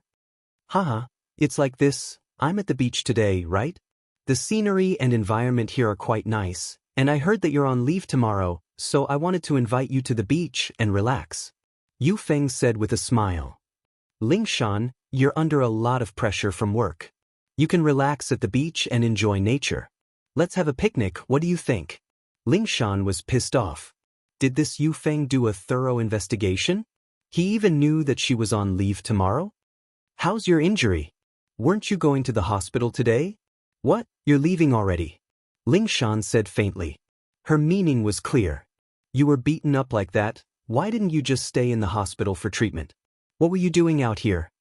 Ling Shan, don't misunderstand. I didn't fight anyone today, I got beaten up on purpose. Yu Feng had already thought of what to say. In order to not lose face, he found a perfect excuse. You got people to beat you up on purpose? Ling Shan paused. Was there an idiot like that in this world? Looking for a beating? Was he itching for a beating? Yu Feng said seriously, Ling Shan, this is actually a method I came up with myself to train and level up. I call this method of leveling up cadence. What is the cadence? It's suppressing and showing off. Every time I reach a bottleneck, I'll use this cadence to level up. First, I'll suppress myself, and this means that I won't fight back, I'll just endure it. When I can't take it anymore, I'll explode and level up. Then you broke through? Ling Shan asked faintly. Yeah, I broke through. Yu Feng said proudly. I'm a mystic mid-phase now. Chapter 1182. I'll talk to him, right. I was mystic mid-phase. I'm at mystic mid-phase peak now. Yu Feng jumped in fright, remembering that he'd told Ling Shan that he was one level stronger than her. He'd almost let it slip. Is that so? Congratulations then. What did Ling Shan do for a living? She knew that Yu Feng was lying the moment she heard it. It seemed like this guy was lying. He probably didn't have the strength of mystic mid-phase before and was just about to break through, so he bragged to his grandpa that he was mystic mid-phase. Now that he had just broken through, he almost exposed himself. Haha, I'm very experienced in leveling up. Ling Shan, I heard that you're a rare genius too. You're still a little weaker than me, but you're already very strong. Yu Feng said proudly. But if you want to know the profound of leveling up, I can help. I believe that with my guidance, you'll be able to break through quickly as well. Oh! Ling Shan replied faintly. Breakthrough? Why didn't she ask him for help? What kind of crappy method was that? She had to get beaten up to break through? Ling Shan didn't want that. It was so easy with Lin Yi's help. There was no pressure at all, no pain at all. What? Ling Shan, you're not interested in leveling up? Yu Feng paused. He thought that Ling Shan would be really excited after what he'd said, but Ling Shan's attitude was very calm, as if she didn't hear anything at all. That shouldn't be the case, right? Yu Feng thought that most people would be excited when they heard about the profound meaning of leveling up. This was very important to a warrior. The path of cultivation was full of hardships, And every step was going against the flow. Every breakthrough required a huge price. No one could get something without putting in the effort. So, leveling up was a huge temptation for a practitioner, but why didn't Lingshan care? Yufeng didn't understand. How could he have known that Lingshan would be able to level up so easily with Lin Yi's help? With such a good leveling tool like Lin Yi, why would he need Yufeng's profound? I have to work overtime tomorrow, so I won't be able to go. You should go yourself. Lingshan said faintly. There's a case and I have to stay. Yufeng didn't know what to make of it. Lingshan's one sentence had blocked all of his excuses. No matter what Yufeng said, it was useless. Lingshan had a job, she couldn't just give it up, could she? Is there anything else? Lingshan asked. No more. Yufeng said helplessly. If there's nothing else, I'm hanging up, Lingshan said and put the phone on the table, letting out a long breath. She didn't know why, but Lingshan felt a sense of disgust when she heard Yufeng's voice. Who's calling? Lingshan, you don't seem too happy? Yutian looked at Lingshan curiously. House Yu's Yufeng, I don't know what's going on, but my grandpa wants me to marry House Yu to House Yu. Lingshan didn't hide anything from Yutian and told him her troubles. What, Yufeng? Yutian froze, looking at Lingshan in disbelief. You're saying that your old song wants to marry House Yu? What's going on? How would I know? Lingshan rolled her eyes helplessly. Didn't I always say that the man in the future would be stronger than me? Grandpa remembered it, and I don't know how he got in touch with House Yu, saying that Yufeng was stronger than me, so he made a deal with them privately. I didn't think that Yufeng would come looking for me. But don't you like Lin Yi? You and Yufeng? Yutian asked, agitated. I don't like Yufeng at all. Lingshan shook her head. But Grandpa won't listen when I tell him, so I can only deal with it for a while. Hopefully this Yufeng will back off. I see. If that's the case, I'll talk to him when I see him and explain things to him. Hopefully he'll give up on his own. Yutian, on the other hand, knew about the marriage between noble houses, but it wasn't impossible to cancel the marriage if both parents objected. And so, Yutian thought that since Yufeng and Lingshan hadn't broken up yet, he'd talk to him about it, and maybe he'd let go. They were both men after all. If he could let go, what about Yufeng? Yutian bro, it's best if you don't go. I don't have a good impression of this Yufeng, but I don't think he's a good person to deal with. You should just ignore him. He'll probably give up after hitting a wall a few times. Lingshan knew Yutian's temperament. She was afraid that he wouldn't be a match for Yufeng if they really fought. Don't worry, I know what I'm doing, Yutian said. Then if he doesn't give up after a while, you'll talk to him again? Lingshan had no choice but to delay. Alright. If he still doesn't give up after a while, I'll talk to him. Yutian nodded. Miracle Dr. Guan's injury medicine with House Lu and Fatty Lai's business backing it up, began to be sold on a large scale in the market without any pressure, and sales were rising steadily. Especially after the effects of the medicine were verified by the consumers, the sales volume doubled. Fatty Lai was overjoyed by the huge supply, but he had no choice but to take a loan and invest in the production line as soon as possible. From the looks of it, it wouldn't be long before the stock ran out, and the market would be out of stock. Although this would create a situation where the demand exceeded the supply, the consumers would also have negative feelings towards Miracle Dr. Guan's injury medicine. Being out of stock was always uncomfortable. And so, in order to prevent this from happening, Fatty Lai gathered people and started working overtime to increase production. From the looks of it, the new product hadn't even been put into production yet, and they had to make way for the injury medicine. Even if they increased production, they wouldn't have the extra production lines to produce the new painkillers. It was already good enough that they could supply the entire country with the injury medicine. This was something that Fatty Lai didn't foresee. He didn't think that the injury medicine would be so popular and affect the entire country.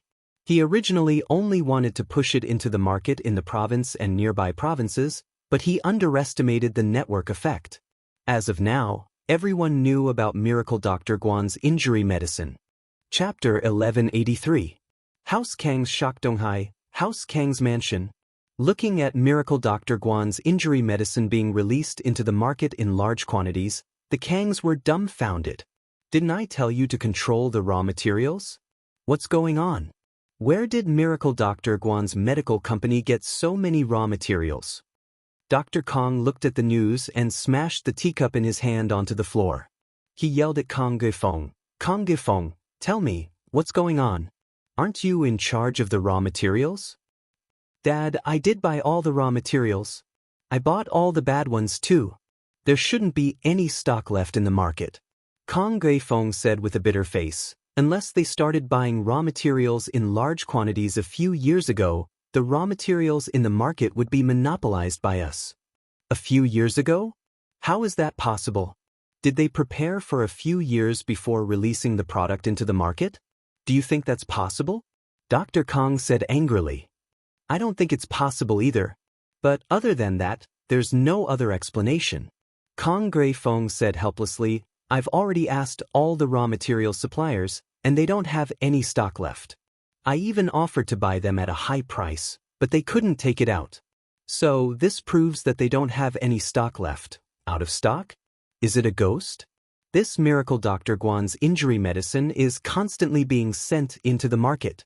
More than what we have, that means you have everything you need. We can't even keep the cost down at this price. Miracle Dr. Kong humphed coldly. Maybe they're making a loss to attack us. Kong Geifeng said hesitantly, this is a common business tactic, many people use it. They'll wait until our product has no market, and when they take over the entire market, they'll raise the price again. That way, they can recoup their previous losses. Oh? You're saying they're doing this on purpose? Did you amass so many goods just to attack us? Dr. Kong asked. That's possible. Kong Geifeng had been thinking about it for the past few days. He couldn't understand how Miracle Dr. Guan's medical company could fully distribute the goods in just a few days. Then let's discuss how we should deal with it? Dr. Kong asked with a frown. Grandpa, I have a good idea. Zhao Long had lost face earlier, so he spoke before Kong Mingming could. What good idea do you have? Tell me. Dr. Kong asked with a smile as he looked at his eldest grandson. Actually, he was more interested in his eldest grandson Kong Xiaolong, even though Kong Mingming was quite capable. It's like this. I think that since Miracle Dr. Guan's medical company is making a loss, then we'll let them make a loss. On the surface, we'll do what we want and not adjust the price or the number of sales. Instead, we'll buy Miracle Dr. Guan's injury medicine in bulk.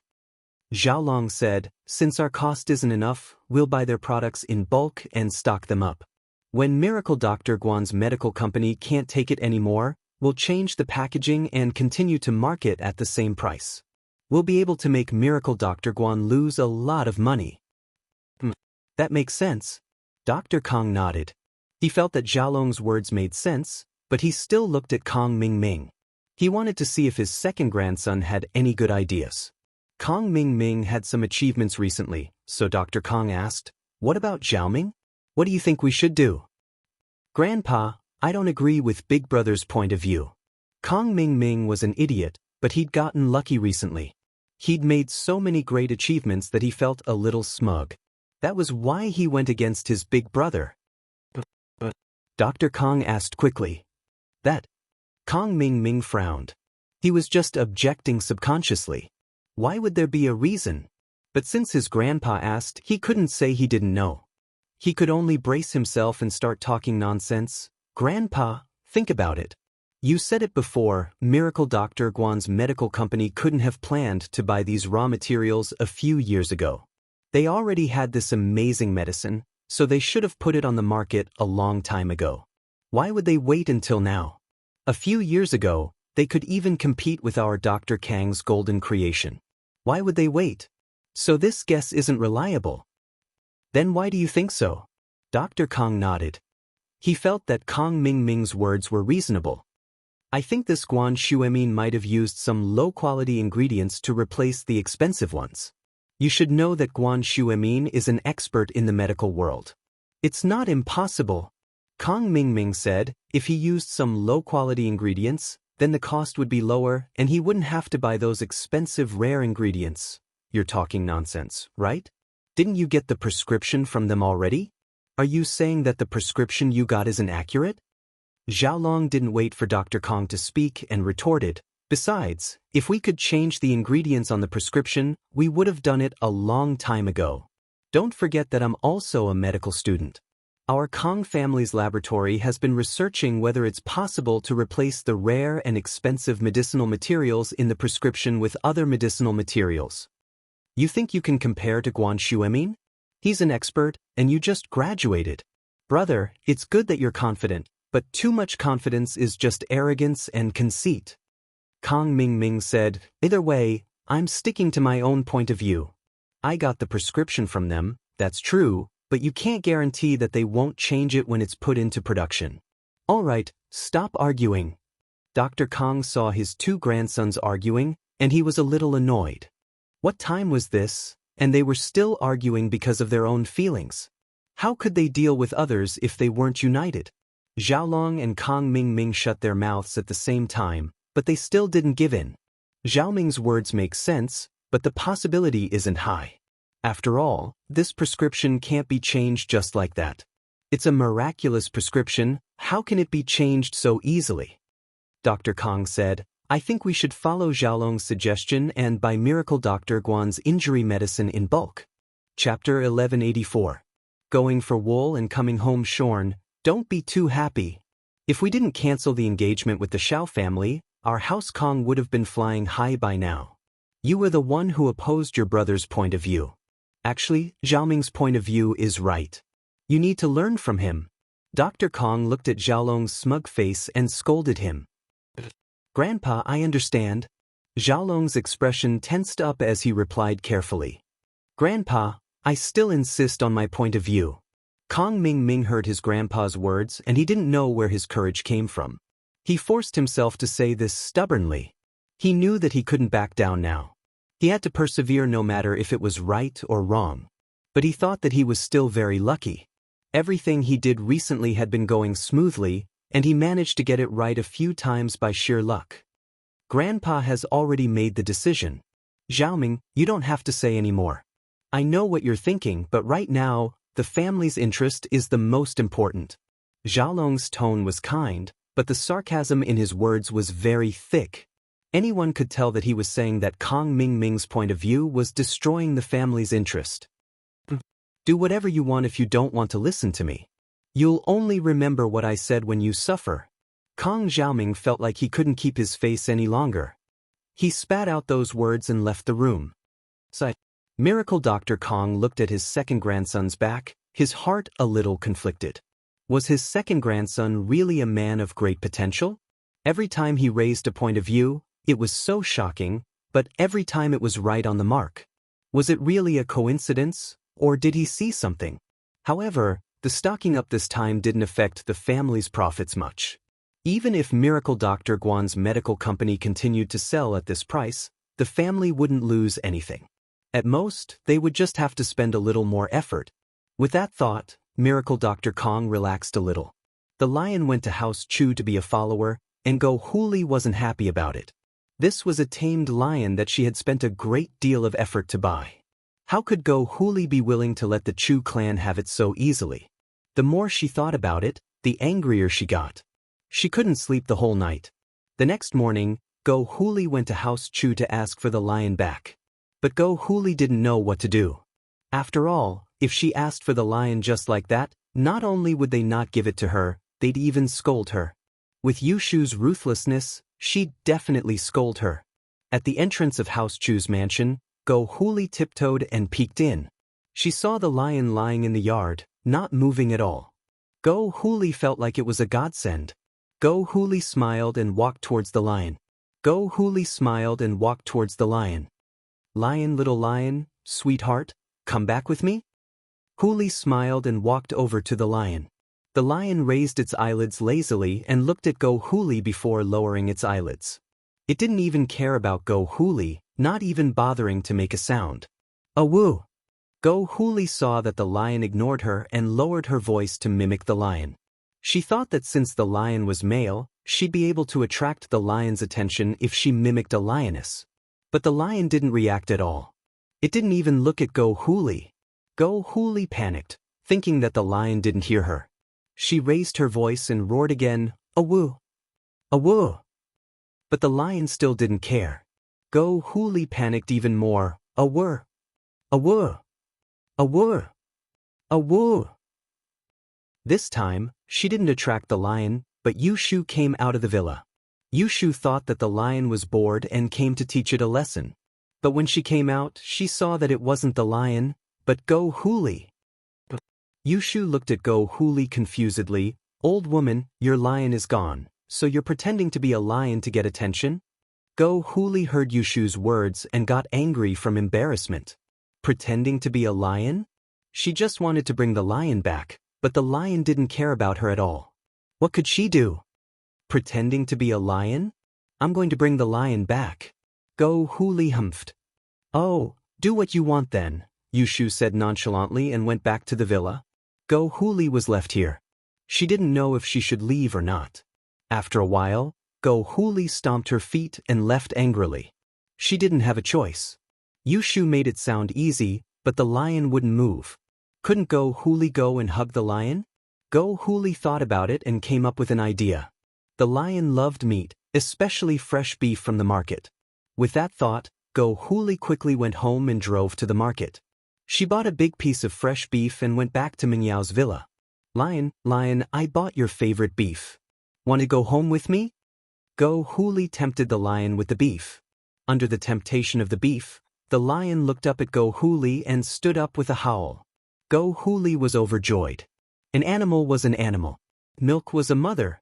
She gave it food, so why wouldn't it go home with her?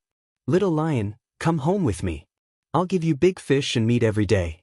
I promise you'll eat well. Go Huli raised the bag of beef in her hand proudly. The lion stood up and walked to Go Huli. It raised its head and bit down, snatching the bag of beef from her hand. Go Huli was afraid that the lion would bite her hand and let go subconsciously. The bag of beef went into the lion's mouth. Little lion, I've given you the beef. Come home with me. Go Huli said. But the lion turned around with the beef in its mouth and gave Go Huli a butt. The lion quickly ran to the door of the villa and scratched it with its front paw. After a while, the villa's door opened, and Yushu walked out. The lion gave the bag of beef to Yushu. Yushu took it and saw that it was full of fresh beef. She was overjoyed. Little lion, where did you get this beef? I was just worrying about what to eat tonight. Now, I can make curry beef and potatoes. Chapter 1185. Chapter 1183.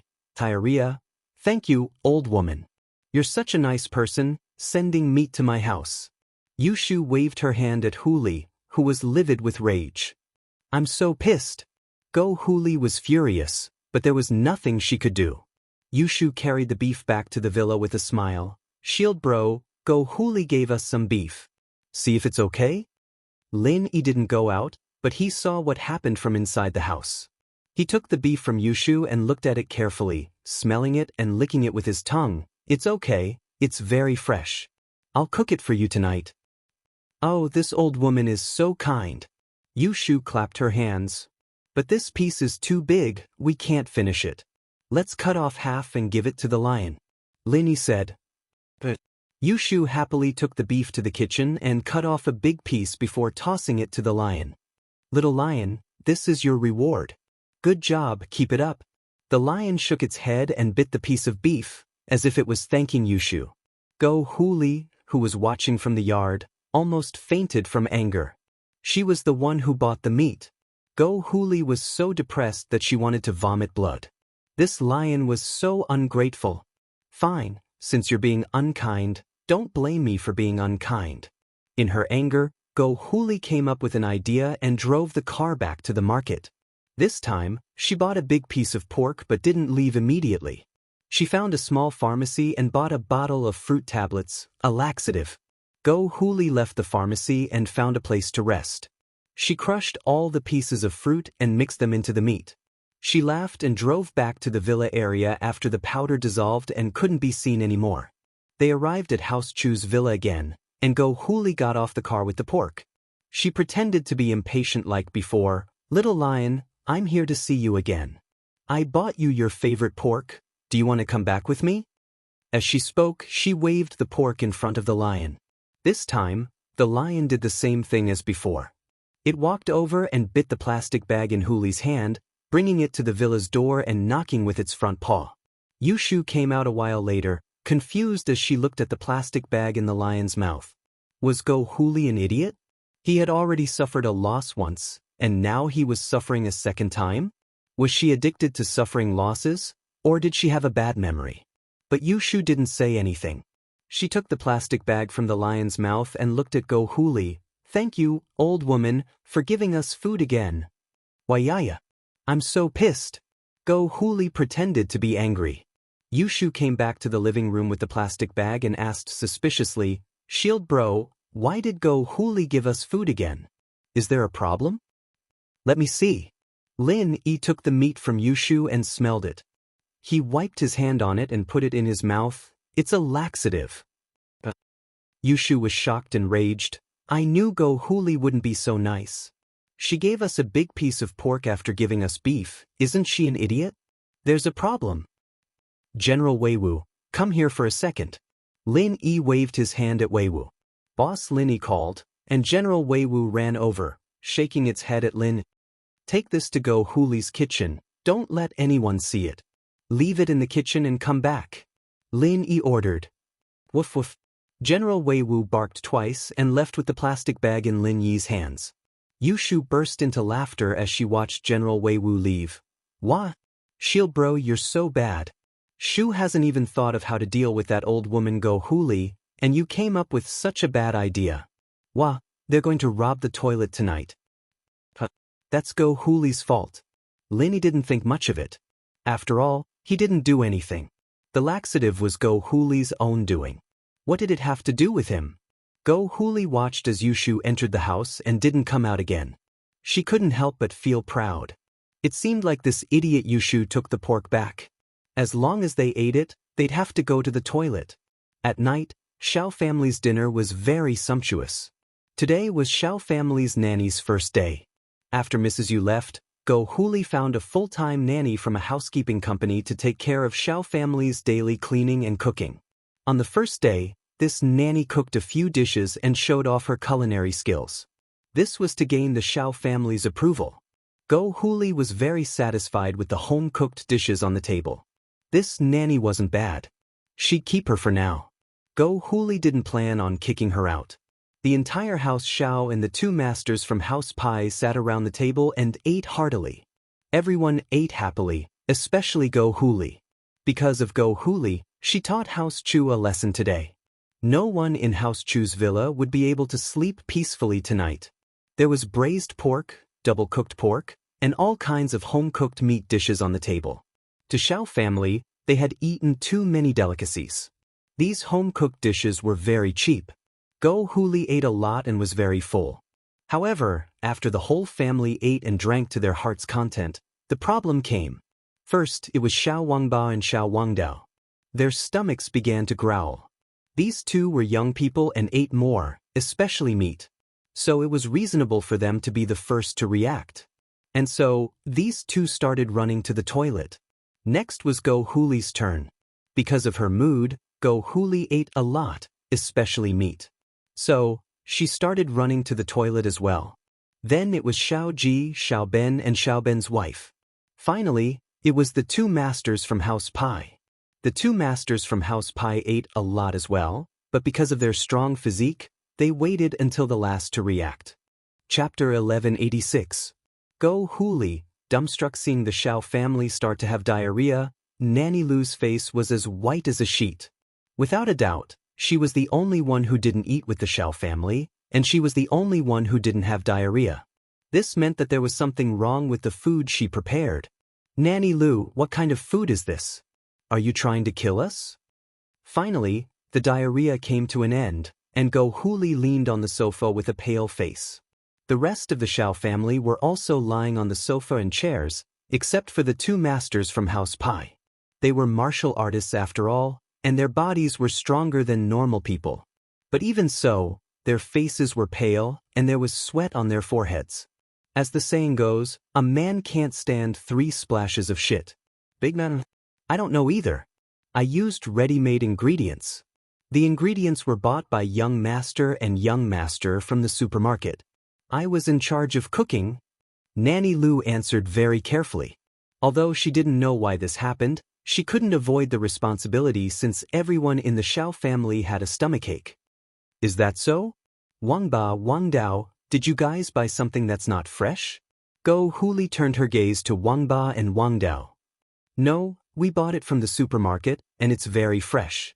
We can't buy something that's not fresh. Wang Ba said, feeling wronged. Our Xiao family is not the same as before, and there are 2 masters from House Pai here. I couldn't buy processed meat, I bought the best. That's weird. Could it be that there are some things that can't be eaten together? Go Huli held her stomach and frowned. Wait, bro, do you remember that when we bought meat, we didn't buy streaky pork, only the tenderloin? How did you make this braised pork? Wang Dao slapped his thigh. Yeah, we didn't buy streaky pork. Xiao Wang Ba suddenly remembered something. Auntie Lu, where did this streaky pork come from? Did you buy it yourself? No. Nanny Lu felt wronged. The streaky pork is with the other ingredients in the kitchen. I'm still on probation and haven't gotten paid yet. How could I possibly spend my own money to buy meat? You're right. Where did the streaky pork come from? Xiao Ben felt that Nanny Lu didn't seem to be lying, and it was impossible for his son and the eldest family's son to join forces to lie. The only possibility was that there was something wrong. At first, Xiao Ben didn't think there was anything wrong with it. Wasn't it just diarrhea after running? But after listening to Auntie Lu and her son's words, she suddenly felt that something was wrong. Second master, I don't know either. Nanny Lu quickly said, by the way, there is still a large piece of streaky pork left in the kitchen. I haven't finished it yet. It's in the kitchen now. Why don't you go and have a look? Of course I have to go and take a look. Xiao Ben said solemnly, standing up first. Xiao Ji, Go Huli, Xiao Ben's wife, Xiao Wangba, and Xiao Wangdao also stood up and went to the kitchen. As expected, Xiao Ben saw a large piece of raw streaky pork in the fridge. It was wrapped in a plastic bag with a price tag on it. Today's date is written on the tag. It should be a fresh piece of meat. Xiao Ben picked up the pork and frowned. Huli, who was standing behind, froze when she saw the bag in Xiao Ben's hand. She stared at the bag as if she was struck by lightning. Her eyes widened. How could she not recognize this bag of streaky pork? She had bought it from the market before. She could still remember the price tag clearly. At this moment, Huli finally understood why she and the entire Xiao family had diarrhea. It was because she put laxatives in the pork herself. Huli's face turned pale at the thought. But what Go Huli didn't understand was how the meat ended up in her kitchen. Didn't the lion give it to Yushu? Could it be that the meat could fly and came here by itself? Go Huli felt as if she had swallowed a fly. She was reaping what she sowed. This meat wasn't bought from the supermarket. It was bought from the market. I don't think Wang Ba and Wang Dao bought it together. Xiao Ben looked at the price tag and compared it with the labels on other supermarkets. Then he said, so, this piece of meat is very suspicious, but it shouldn't be the problem with the meat itself. This meat looks very fresh. It should have been tampered with later. Yes, you're right, brother. Xiao Ji nodded and said, second brother, look at the plastic bag. There's white powder. Could it be laxative? Xiao Ji pointed at the bottom of the bag. There was a fine white powder. It was just that if one didn't look closely, they wouldn't be able to see it. Mother Lu was scared. Master, I don't know. I didn't do it. I don't know. Whether it's you or not, take this meat to the market tomorrow and ask the boss. He'll know. This piece of meat is very big and expensive. The boss will definitely have an impression of it. When the time comes, we can just ask who bought it. Xiao Ben had an idea. No need to ask. I bought the meat. Go Huli said with a sad face, her expression extremely ugly. Although it was unfortunate, Go Huli had to admit it. It was very strange after all, and she wanted Xiao Ben to analyze it for her. You bought it? Sister-in-law, you bought it? Xiao Ben paused. He looked at Huli strangely. He didn't believe that Huli would poison the Xiao family. Plus, Huli ate it herself. She was a victim too. You bitch. Are you trying to kill the Xiao family?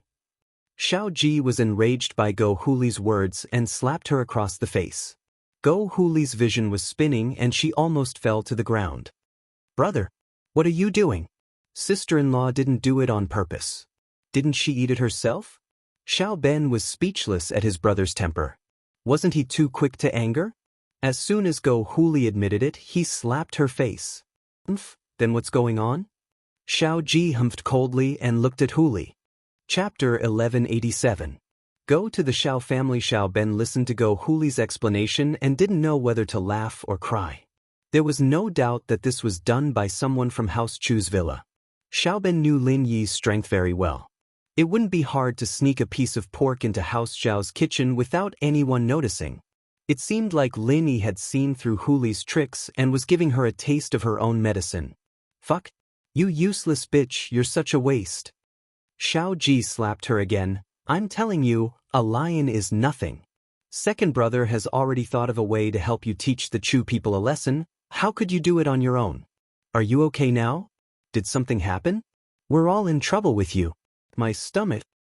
Big brother, it's fine. This is a good thing. Luckily, sis-in-law bought laxatives. If it was poison, we'd be in the hospital right now. Xiao Ben smiled helplessly. Let's just forget about this. It's not a big deal for us, but we've dragged the two pie masters into this. I'm fine. I have my martial arts to protect me. It's nothing. The older man didn't want to lose face because of this, so he waved his hand and said nonchalantly, people who practice martial arts have good bodies. That's good. Xiao Ben let out a breath of relief. I've let Elder Pai and Mr. Pai see us as a joke. It's nothing. Since there's nothing else, I'll be going back to my room to rest. Elder Pai left after saying that. He needed to go to the toilet right away. 3 days passed in a blink of an eye, and Huli didn't appear in the hospital again. It was as if she had forgotten about it. Other than Manager Zhang from the housekeeping company coming to Mrs. Yu's room with some compensation, no one else showed up. Gooden said that his boss was a great healer, and that he should have a way to heal her mother's leg, but his boss hadn't come to check it himself, nor had he come to give a conclusion. Yuan was still a bit worried. Zhou Jiaming, do you think? That boss of yours, can he really heal Mom? Of course he can. Yuan, do you believe me? Just trust me, I won't lie to you. Gooden patted his chest. But Yuan let out a breath of relief upon hearing Gooden's confidence. Yuan, the evil master of this lion still hasn't appeared. I need to go get an explanation from her. We can't just get bullied for no reason. Gooden had been keeping track of the time these days. 3 days was up, and he couldn't sit still anymore. How about, just forget it? I'm afraid that you're not their opponent and will cause more trouble. Yuan said with some worry. It had been a few days since the incident, and Yuan's mentality had also calmed down a little. Other than some sadness, there wasn't as much anger as before. That won't do. My boss said, if someone dares to bully us, then we have to bully them back, and we have to bully them twice as much. I can't lose face for boss. You're my friend. If you get bullied, it's the same as me getting bullied. I need to get an explanation. Gooden said, a little agitated. Men, be careful then. If they don't listen to reason, then forget it. Yuan didn't have a choice now that Gooden insisted. These 2 days, Gooden had gotten the address of his employer from his mother. Yuan knew Gooden's personality, and she knew that she couldn't stop him even if she wanted to. Got it, I'll go get them now. If that bitch doesn't give me an explanation, I'll kill that lion with one punch. Gooden said and walked out of the room, looking for Go Huli's house. Yuan sighed as she watched Gooden leave. She didn't know if she should be happy or troubled. With Gooden by her side, naturally, they felt safer than before, but Gooden was so reckless, wanting to kill people for no reason at all. This made Yuan worried and troubled. She hoped that he didn't cause any trouble.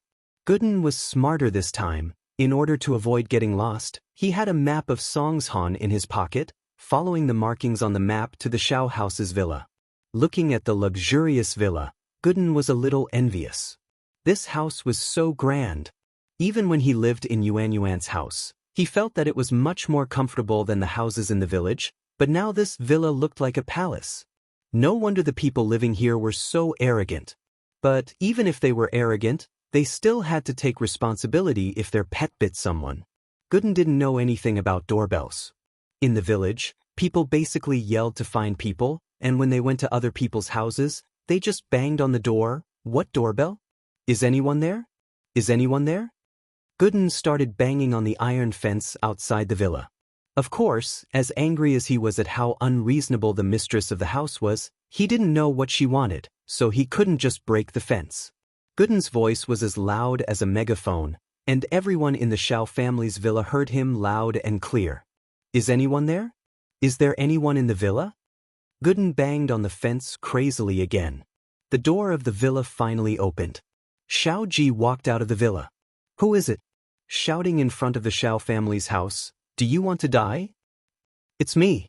Gooden pointed at Xiao Ji. Where's Go Huli? Get her out here. Go Huli. Xiao Ji's face darkened as he looked at Gooden, not knowing who he was. Who are you? Why are you looking for my wife? Oh? Go Huli's your wife? That's perfect, get her out here. Gooden heard that Go Huli was Xiao Ji's wife, and he knew that he'd come to the right place. Who are you calling a wife? Go Huli came with Xiao Ji, and she was just called a wife by Yushu, and now Gooden was calling her a wife again. She was a bit pissed. You're here to cause trouble, aren't you? Chapter 1188. House Pai's master attacks, your Go Huli? I'm looking for you. Gooden pointed at the iron door. Open it, let me in. Open it? You're here to cause trouble, aren't you? Can't you see where you are?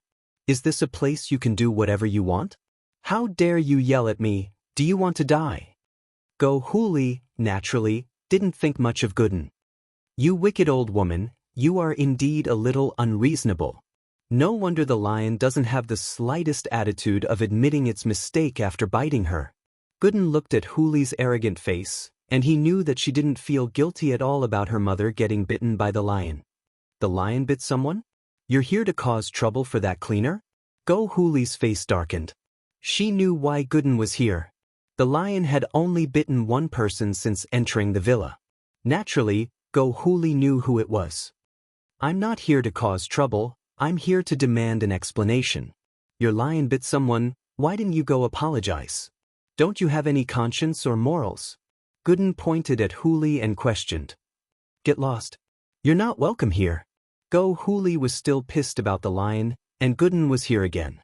Thinking about the lion, she got even angrier. She waved her hand impatiently, wanting to chase him away. You're still here? Xiao Ji thought it was something serious, but it was just the family of a cleaner, coming to demand an explanation. Xiao Ji waved his hand as well. Didn't I pay you guys money? What, you think it's too little? It's not about the money, it's about the attitude. I'm here to demand an explanation. Gooden didn't expect this family to be this unreasonable. The women were unreasonable, and the men were unreasonable. They were all arrogant bastards. Don't do this the hard way. Scram now and I'll let this go, but if you don't leave now, don't blame me for being rude. Xiao Ji humphed coldly. Don't you know where you are? How dare you act like this? It seems like your whole family is unreasonable. Gooden didn't want to waste time with someone like this. If that's the case, I won't bother you guys anymore. Hand over the lion, I'll kill it with one punch and I'll leave. Ha! Go Huli smiled coldly. The lion isn't here. What can you do even if it's here? You want to beat me to death? Stop bragging, I won't bite you to death. Xiao Ben didn't believe Gooden too. He smiled coldly and turned around to go back to the villa with Huli, ignoring Gooden. All right, since you won't let me in, I'll go find it myself. With that, Gooden pulled with his hand, and the iron fence seemed to be made of soft mud. It was torn apart without any resistance. After tearing down the bars, Gooden walked in as if he didn't care about Xiao Ji and Go Huli at all. Xiao Ji and Go Huli were stunned.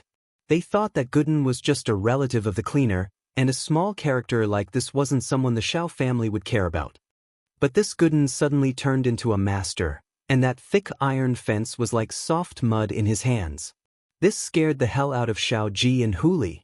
Of course, they were people who had seen the world, and they knew that martial arts practitioners were powerful. Could this person be a practitioner as well? Xiao Ji panicked and said to Huli, "Let's go. Find the masters from House Pai." Huli didn't dare linger, following Xiao Ji up the stairs. Xiaoji called out as he ran. Not good, Elder Pai, Mr. Pai, someone's here to cause trouble for the Xiao family, please help us. Elder Pai and Mr. Pai were practicing when they heard Xiaoji's call. They frowned. Could it be that the Xiao family was in some trouble? After Elder Pai and Mr. Pai came to the Xiao family, the Xiao family treated them like they were their ancestors, serving them with good food and drinks. House Pai had told them that they would only ask for help if there was a problem that the Xiao family couldn't handle, but there hadn't been any trouble recently, and it made them feel a little embarrassed. Now that someone was here to cause trouble, it was the perfect chance for Elder Pai to show off his skills. But Elder Pai was a little worried. Was this a normal gangster, or a real master? If it was a real master, then he'd be able to handle it, but dealing with a gangster would be lowering his status. What's going on? Head of the Xiao family, someone's here to cause trouble? Elder Pai pushed the door open and asked. Oh Pai, help. The person who came is also a master. With just a casual tug, he tore the iron bars apart. It was as easy as playing with mud. Xiao Ji quickly said. Oh, the iron bars at the entrance were all torn apart? Elder Pai furrowed his brows. He knew how thick the iron fence in front of the mansion was. If someone could tear it apart, it would be impossible for a normal person to do so. This person must be a cultivator. He was at least golden class early phase too. Was he a spiritual practitioner or a physical practitioner? With that thought, Elder Pai turned to Mr. Pai. Let's go see what's going on. Thank you, Elder Pai. Xiao Ji naturally breathed out in relief. No matter how strong this person was, with Elder Pai here, it was a piece of cake. Elder Pai brought Mr. Pai downstairs, bumping into Gooden, who was walking up the stairs. He looked around, searching for the lion. It looks like you're here to cause trouble? Elder Pai stood in front of Gooden, asking faintly. He couldn't tell Gooden's strength right now, and whether it was a spiritual practitioner or a physical practitioner, one couldn't tell unless they used their practitioner's arts or attacked. Of course, that was excluding people like Lin Yi who had a golden finger. Or you're the helper that the men and women hired? Gooden looked at Elder Pai oddly. Why are they so dumb? Why did they hire an old man? All right, get out of my way, I still need to find the lion. How dare you disrespect Elder Pai? The young man beside Elder Pai was enraged. Elder Pai was a man of status. He had some status in House Pai, and he was Mr. Pai's elder. Mr. Pai wasn't happy with Gooden's disrespect. He wanted to teach this idiot a lesson, and so he sent a slap towards Gooden's face. Chapter 1189. Chapter 1187. The tragedy of a misunderstanding. What he didn't expect was that Gooden didn't seem to care at all. He grabbed Mr. Pai's hand and pulled it lightly to the side, sending Mr. Pai flying out from the third floor, crashing into the marble coffee table in the living room with a loud thud. It was quite a heavy fall, and he fainted right away. Mr. Pai was a mystic early phase. He was quite a powerful being. Not to mention falling from the third floor, even if he fell from the fifth floor, he would still be fine. Especially for someone like him who practiced external martial arts. His physical fitness was incomparably tyrannical. But today he'd failed miserably. One, he'd underestimated his foe, and was thrown off the building by Gooden. When he reacted, it was already too late. Plus, how strong was Gooden?